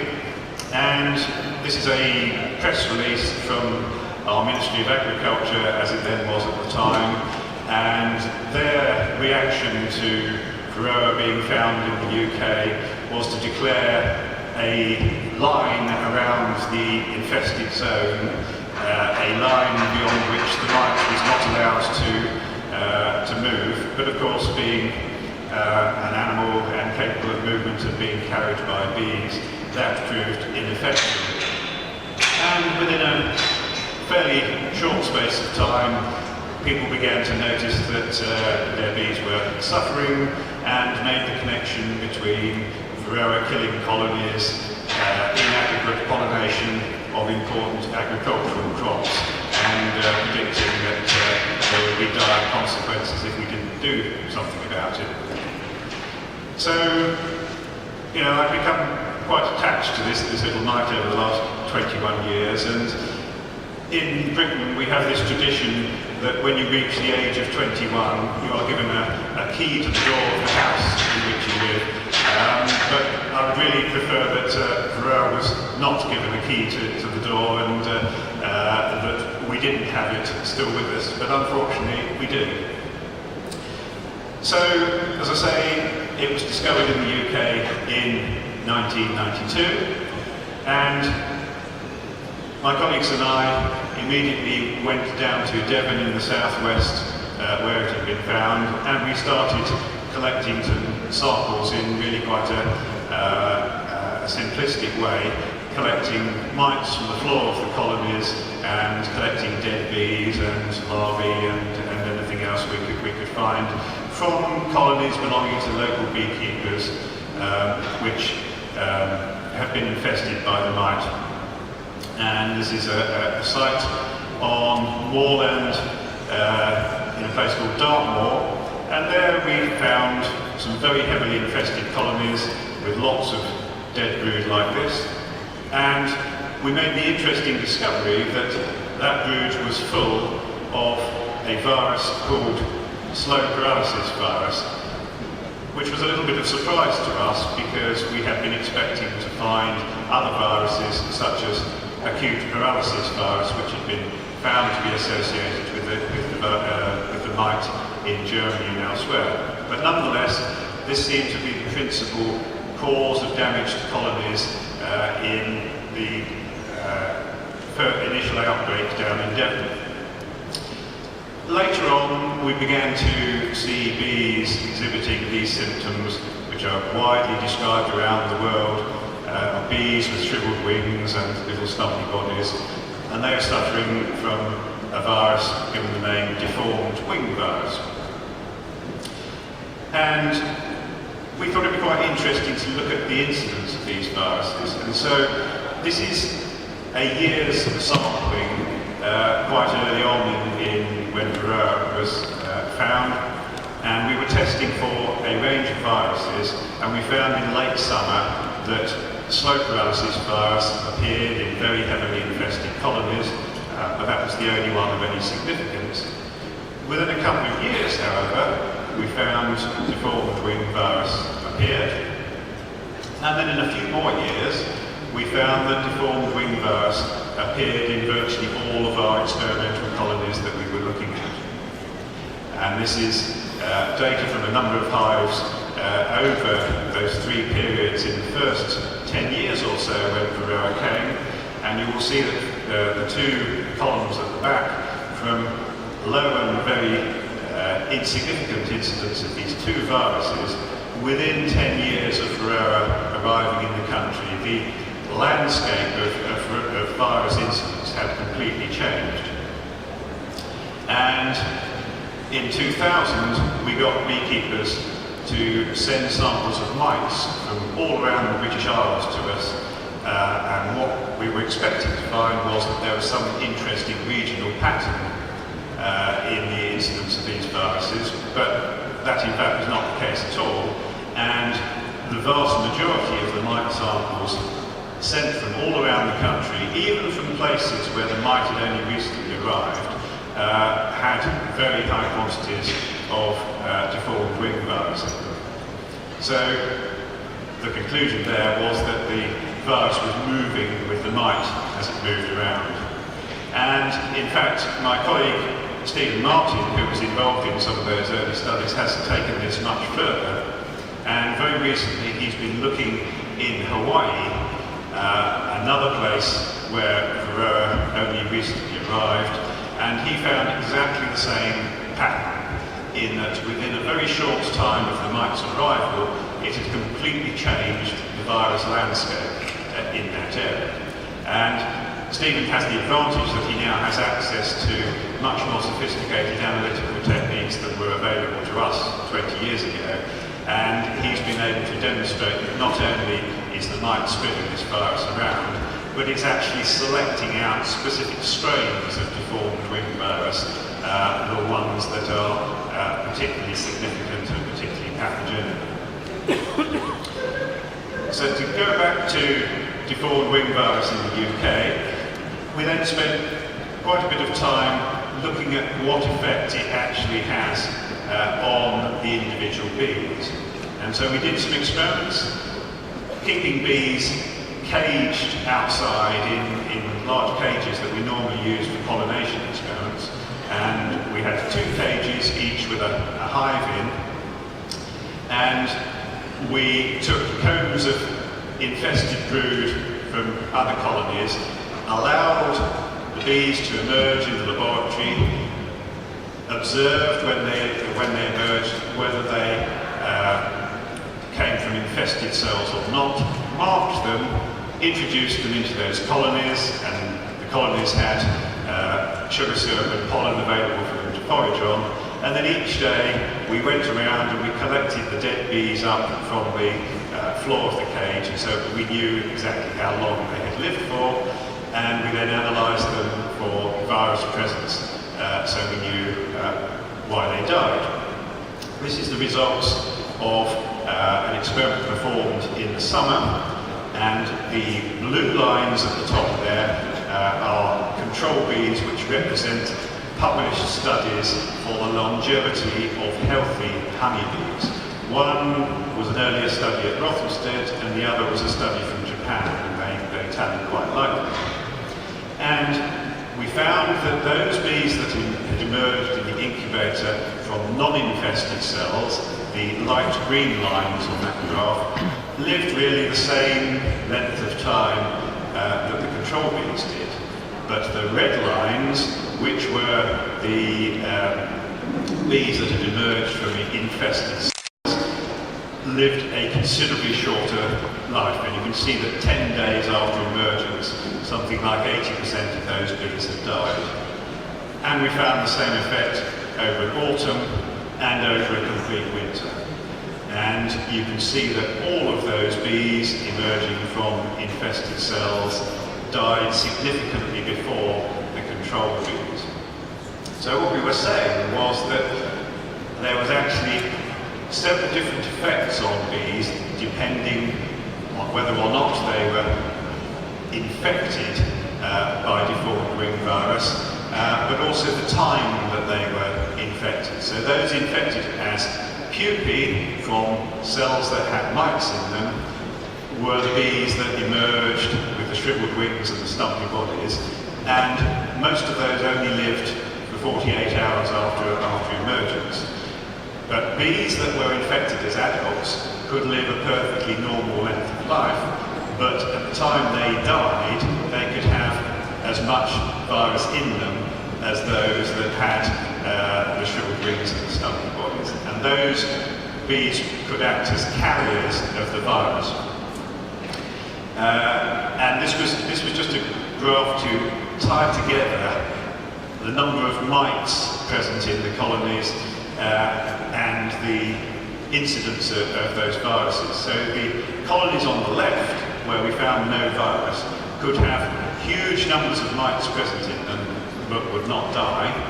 But all of those colonies on the right, in which we detected viruses, would die within 12 months if there were more than 2,000 or so mites present. And the problem with this is that those virus-free colonies in yellow on the left only occurred in the first few years of varroa arriving in the country. And that after that, we found that virtually all colonies had deformed wing virus present, and if there were more than a few thousand mites, then that colony would die. So I'm just going to skip through those there, but to say varroa is still a problem to us 21 years after we did those initial studies. And why is this? Because with 21 years of experience, we ought to be pretty efficient at actually dealing with it. It could be that beekeepers still don't understand that we have a problem with the mite, but actually our experience is that there's a problem that we don't have many really suitable alternative control measures in the UK.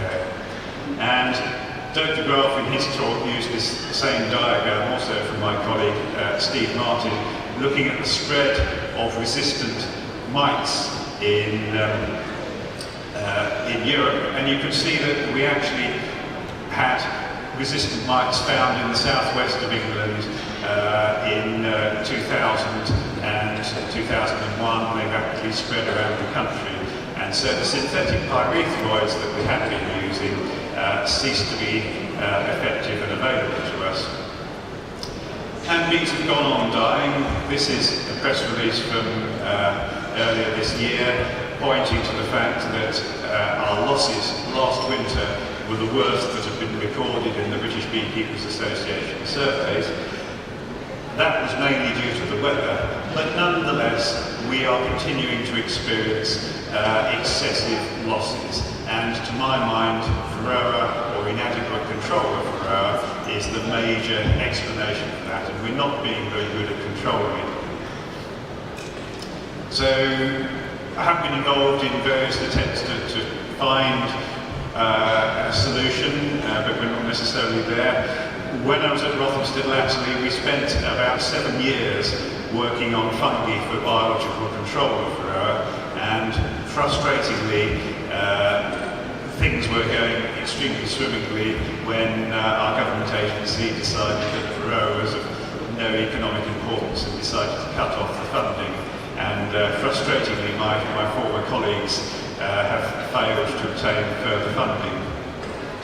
More recently, at Sussex University, I've been involved in trying to breed varroa-tolerant bees, principally using hygienic behaviour, but again, this is a slow process. And so we've been developing our own strain, but that's only part of the story. And actually, very few people in the UK have done any decent trials on the kind of control methods that are widely used in Europe. Simply haven't been tried under controlled conditions in the UK. And so currently we have a PhD student who is really doing some studies, repeating studies that other people have done around the world, but to see what is most appropriate for UK conditions. So here he is testing different forms of application of oxalic acid. But I really want to finish by saying that you know, we haven't been good at dealing with the mite, and we need to get our act together. We need much better education about integrated pest management strategies that are actually appropriate for our climatic conditions, which may be very different from other places in the world where they've been testing. We need to establish local breeding groups to make the best of the bees that they have already, to enhance those for resistance to varroa, and that may mean using the local bees, which are probably the best ones. And so latterly we've been spending quite a bit of our time actually teaching beekeepers in the practical ways to control varroa. And I just want to finish with a plug for this book that we produced a couple of years ago, which really summarises our current state of knowledge about varroa biology and how we might control it.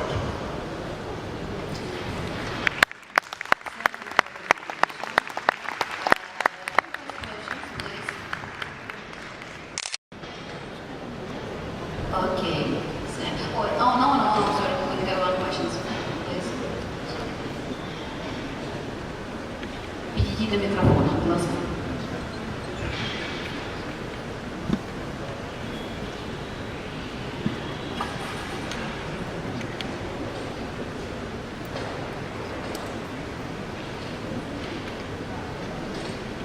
Good evening. You have a very good presentation. Thank you for this. And my question is been asked. Do you have, or do you know maybe, any eco-friendly methods for treatment bees? Sorry, can you repeat? Eco-friendly. Ecological, organic. Eco-friendly. Well, it depends what you mean by eco-friendly.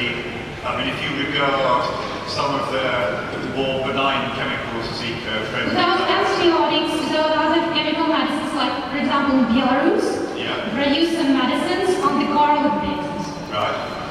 I mean, the approach we're taking by trying to breed bees that are tolerant of varroa, I hope is eco-friendly, but obviously that's a fairly slow process. But there are a number of biotechnical methods such as drone brood removal, which I think would satisfy those criteria, and queen trapping and so on. But all those methods tend to be quite labour intensive and by themselves are not necessarily a total solution. So you probably need to look for some kind of approach by using bees that are hopefully slightly tolerant or resistant to the mite, and using biological, biotechnical methods in addition. But you probably have to use more than one method. And how do you think that organic medicines for treatment bees, does have a future? Well, how do you define organic medicines? Without antibiotics and other chemical medicines. Right, well, nobody's using antibiotics. And I mean, mean, some of the organic acids like formic acid and oxalic acid naturally occur in plants and therefore occur at very low levels in honey anyway. And I think most people consider that those are quite benign chemicals. Thank you so much. Okay. Okay, thank you.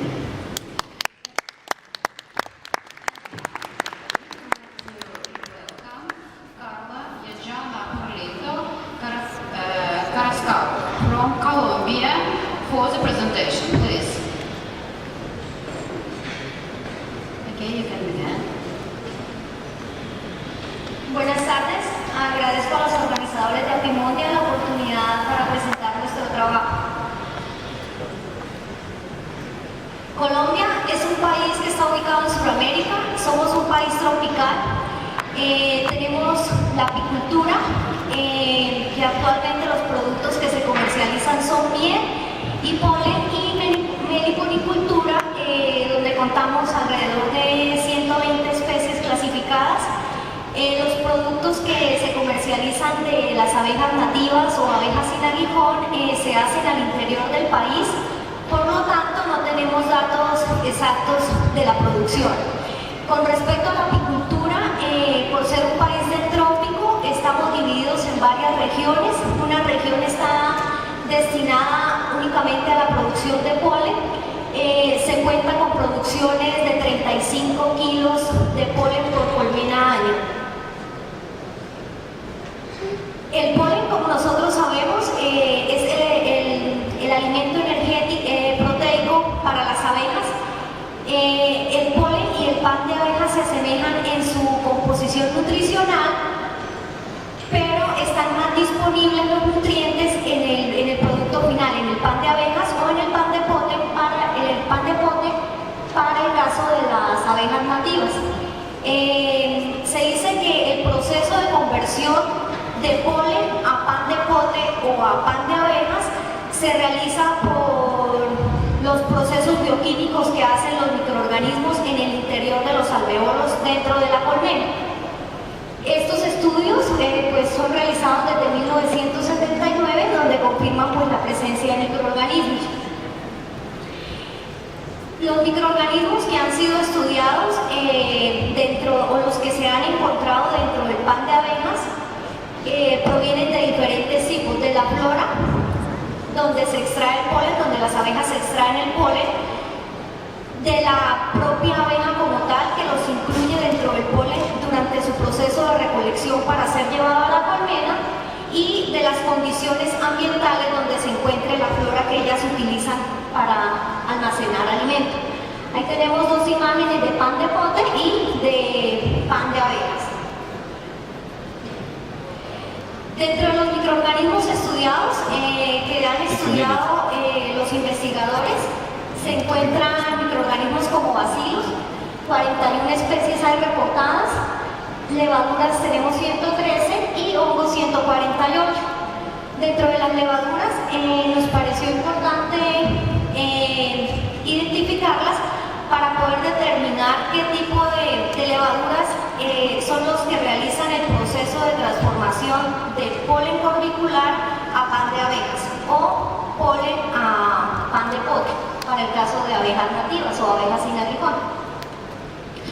Los estudios para el caso de abejas de Apis mellifera se realizaron en el Laboratorio de Biología de la Universidad Nacional, sede de Bogotá. Se estudiaron 10 colmenas tipo Lamson a una temperatura promedio de 14.5 grados, una humedad relativa de 75 y 2.600 metros sobre el nivel del mar eran las condiciones ambientales donde se encontraban las abejas. Estas colmenas tenían buena postura. Antes de iniciar el estudio se revisó que fueran colmenas para producción de polen, con una buena reina, una buena postura. Para obtener las muestras de pan de abejas, se fue hasta los apiarios, se tomaron los cuadros que tenían más del 50% de pan de abejas dentro de los alveolos, se depositaron los cuadros en bolsas previamente estériles y luego en el laboratorio se clasificaron de acuerdo al llenado que se encontraba dentro del alveolo. Se hicieron 4 una clasificación que correspondía a menos de 2 milímetros de pan de abejas, una de más de 2.1 a 10 milímetros de pan de abejas, la otra de 10.1 a 15 milímetros y mayores a 15 milímetros. Las muestras fueron rotuladas para su posterior procesamiento. Para el caso de abejas sin aguijón o abejas nativas, se estudiaron 4 tipos de especies, 4 géneros de especies, las más representativas en Colombia, pues sus productos actualmente se utilizan como remedios o como recetas medicinales, y toda la producción pues se comercializa al interior del país.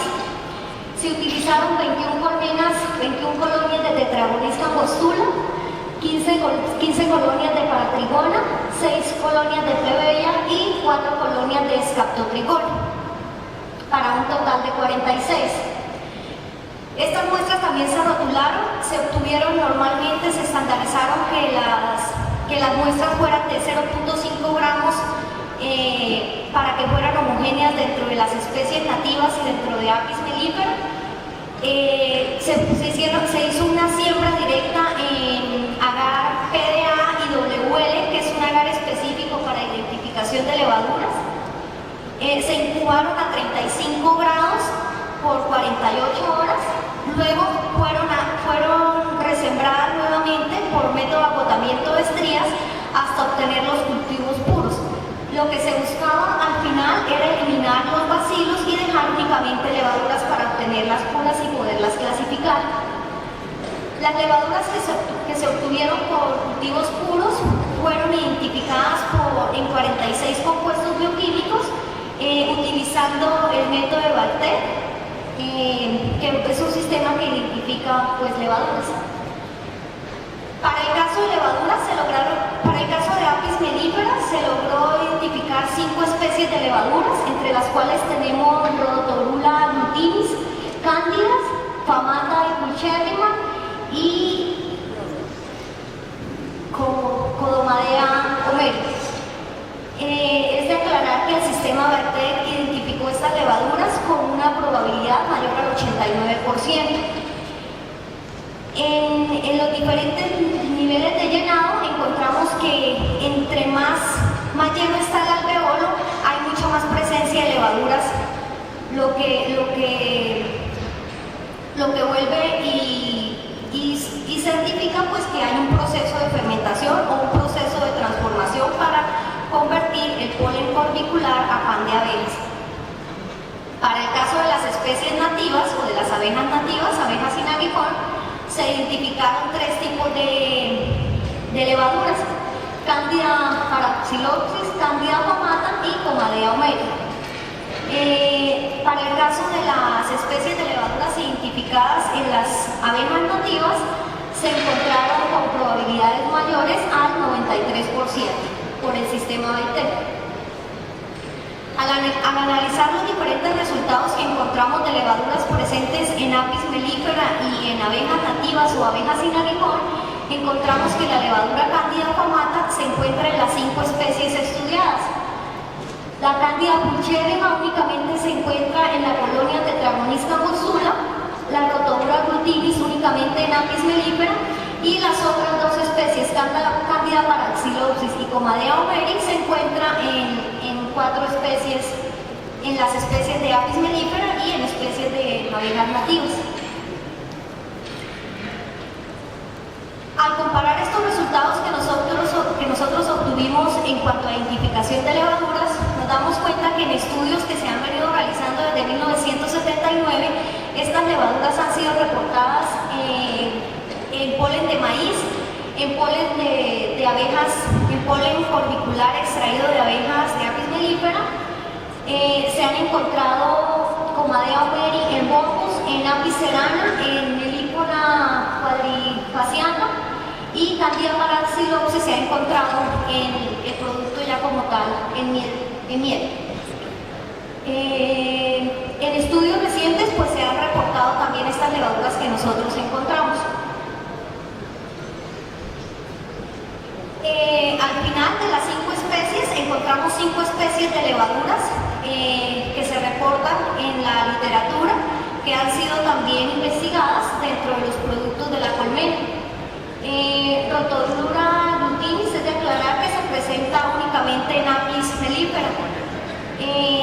Debido a que el sistema BACTEC únicamente logró identificar algunas levaduras, no todas fueron identificadas, estamos realizando estudios para identificar las levaduras por métodos moleculares.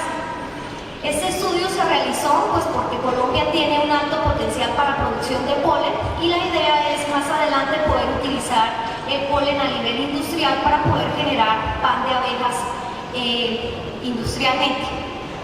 Muchas gracias.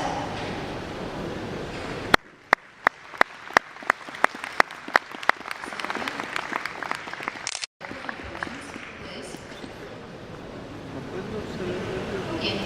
Thank you for your presentation. And now we would like to welcome Hulya from Indonesia. Please. You didn't get the Spanish there. And we would like to remind you that you will have 50 minutes for the presentation and 5 minutes for questions. Okay? Thank you.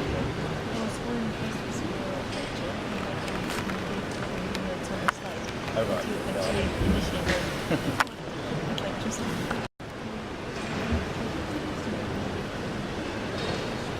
Go ahead.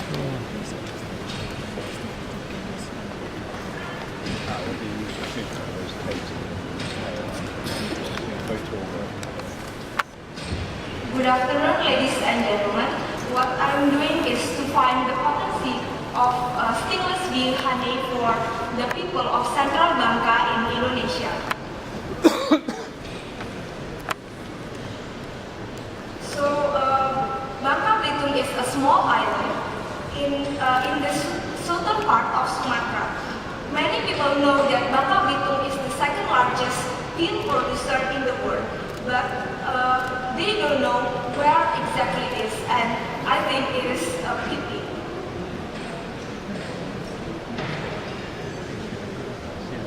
Bangka Belitung Island is the second biggest tin producer in the world. Tin is a limited natural resource that will be used up.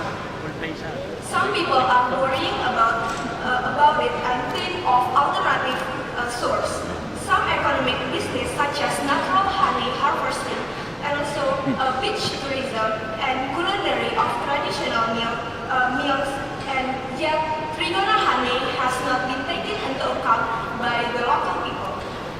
Trigona honey can be alternative business which has economical value and also environmentally friendly.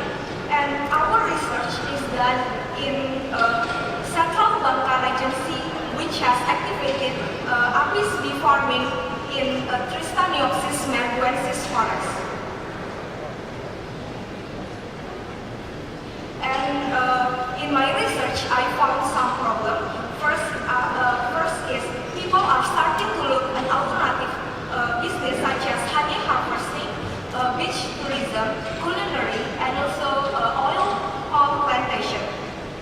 Trigona has not been taken into account by the local people. In order to know how big the potency is, it is necessary to know about how much people are familiar with the Trigona bee honey and also its benefit. And to analyze the economical benefit of Trigona honey, chemical and microbiological and laboratory analysis are needed, and to know the successful cultivation conducted by other projects. And the objective of my research is first get the data of how far people know about Trigona bee, and also know the variety of in the four habitat about the Trigona species in four habitat, and also measure the honey. And the last one is gather important cultural aspect for the success of the business. And the benefit in my research is reference in finding alternative economic beside business, especially and in Central Bangka region. And Trigona bee, also known in different name, in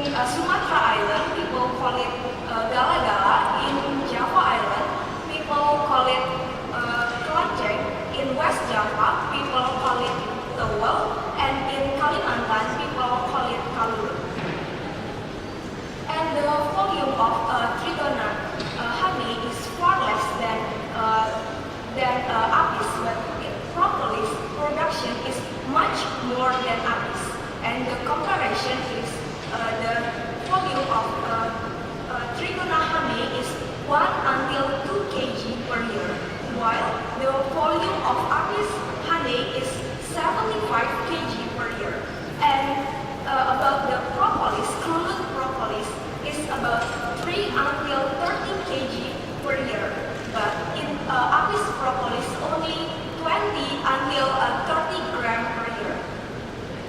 And there are 150 species of Trigona bee in the world, and 37 species are found in Indonesia, and 18 until 27 found in Sumatra, and the mostly found is Trigona levisat because it is the adaptable one. And Trigona's flavonoid content found in Trigona is higher than Apis, while Trigona has 4% and Apis only have 1.5%. And the higher the flavonoid content, the sooner someone recover from illness. And also, Trigona cultivation has not been taken into account by the local people because of its small volume, or a little honey volume, and it needs 70% forest density. Since the bee is very small, it can reach 3 millimeter, it cannot resist the wind blow. And Central Banca is activating Apis bee cultivation and harvesting bitter honey in Cristaniopsis merguensis forest. And for the method in my research, I also use interview for the local people, interview in Trigona cultivation in other provinces in West Java in Banten, and also have a chemical and microbiology analysis, and also have the species identification. And for the interviewing, it's conducted in oral interview for 216 questionnaire for the interview in 4 villages. They are first is Nama village, and second is Pinyak village, third is Lubuk Public village, and the last one is Lampur village. From the interview, Trigona nest was found and harvested and made 100 milliliter honey. And also the bees found in 4 villages were put into 70% alcohol, and 10 until 20 of them were identified, and the honey was analyzed in chemical laboratory and also microbiology laboratory. Species identification done by the process of mounting and drying. Specimens that were matched with the collection in Indonesia Academy of Science, and 5 species were found out. And we also have an interview in other province which has Trigona cultivation that was in Banten, and the owner have 500 of boxes of Trigona, and also produce 3 kinds of product. First is the honey, the Trigona honey, and second is Trigona honey for baby, and the third one is the pollen. And this is a short video that the beekeeper cutting down the honey to harvest the honey, and it is the interview and cutting down the decayed rubber tree in order to move from the bamboo, guided by Mr. Stephen Peterson.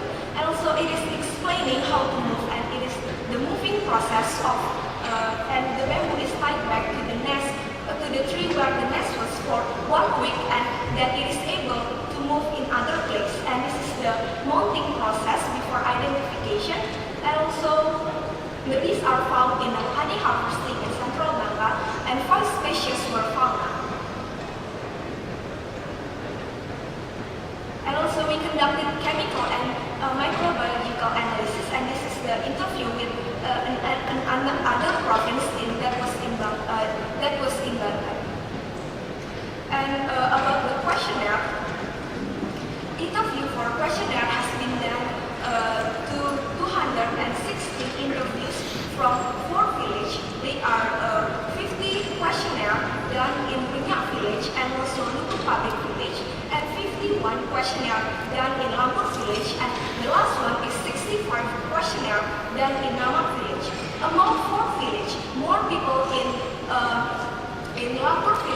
know about the Trigona bee. It is 29 people out of 51 or 56.9% who know it. While in our village, the people who know is only 26 interviews or 40%, while people who don't know is 39 people. While in Banyak village, people who know is only 13 people is about 26 interviews and 26%, and people who don't know is about 37 people. While in local public, the last one, people who know is only 11 interviews or 22%, and people who don't know is 39 people.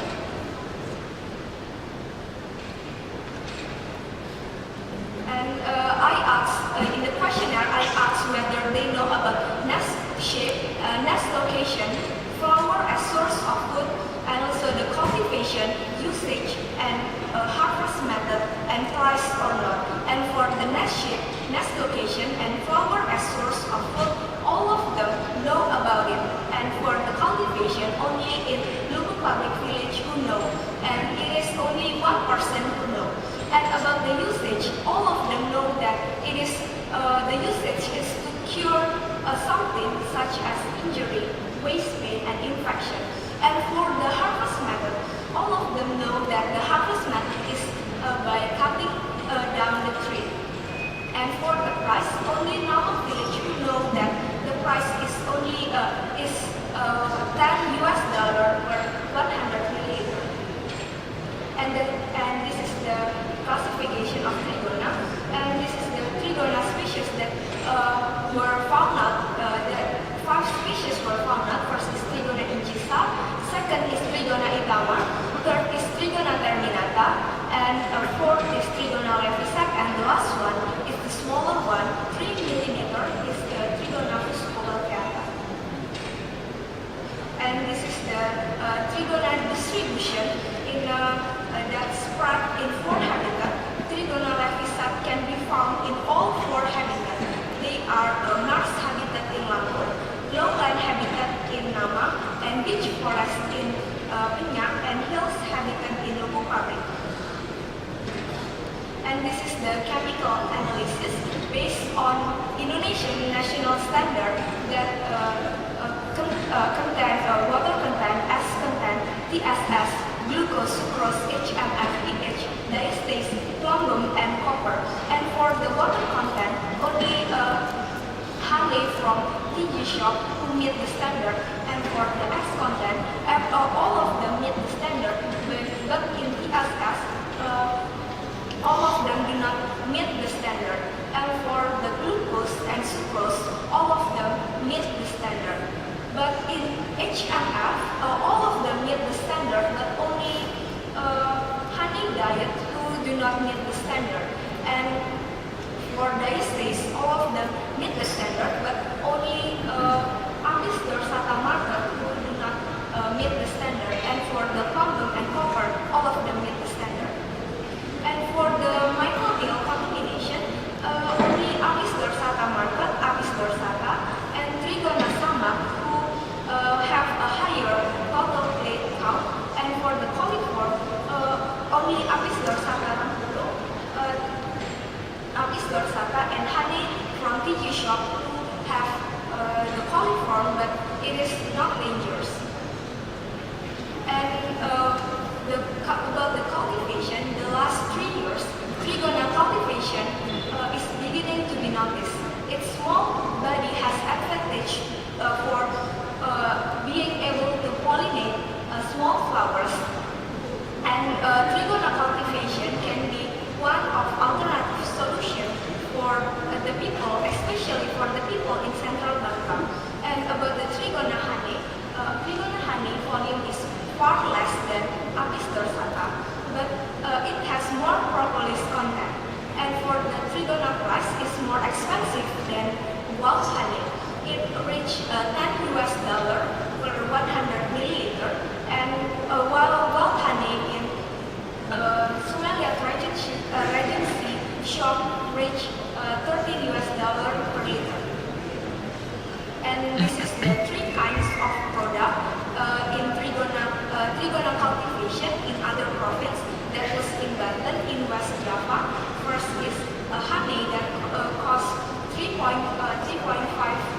US dollar per 125 milliliter, and the second one is Pollen, which costs 4.5 US dollar for 45 capsule, and the last one is special honey for baby.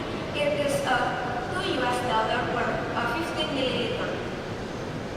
And from the selling price, I can conclude that trigona cultivation has its potential to be an alternative business, especially for the people in Central Bangka in Indonesia, because it have economical value. And we can conclude that 20 until 57 people in 4 villages knows trigona, and 5 species were found in Central Bangka. First is Trigona levisa, Trigona terminata, Trigona fuscovalcata, Trigona itama, and Trigona incisa. And about the honey quality is a little bit below Indonesian standard, and the cultivation should pay attention at small quantity of honey volume, honey price which is expensive, and about the habitat and food availability, and about the Malay culture which need a success story. To improve my research, I consider to form 1 until 2 pioneer bee farmer groups, especially in Namak village, with its Tristaniopsis merquensis forest. And the second one, the group need guidance and training before conducting the trigona bee cultivation as one of the efforts to find economic alternatives beside it. And the last one is increasing honey quality by lowering the water content. And this is my presentation, and my special thank you for Mr. Stephen Peterson, who support my coming here. And last but not least, I would say thank you for the bees. Because of the bee, I can do my research. Thank you very much.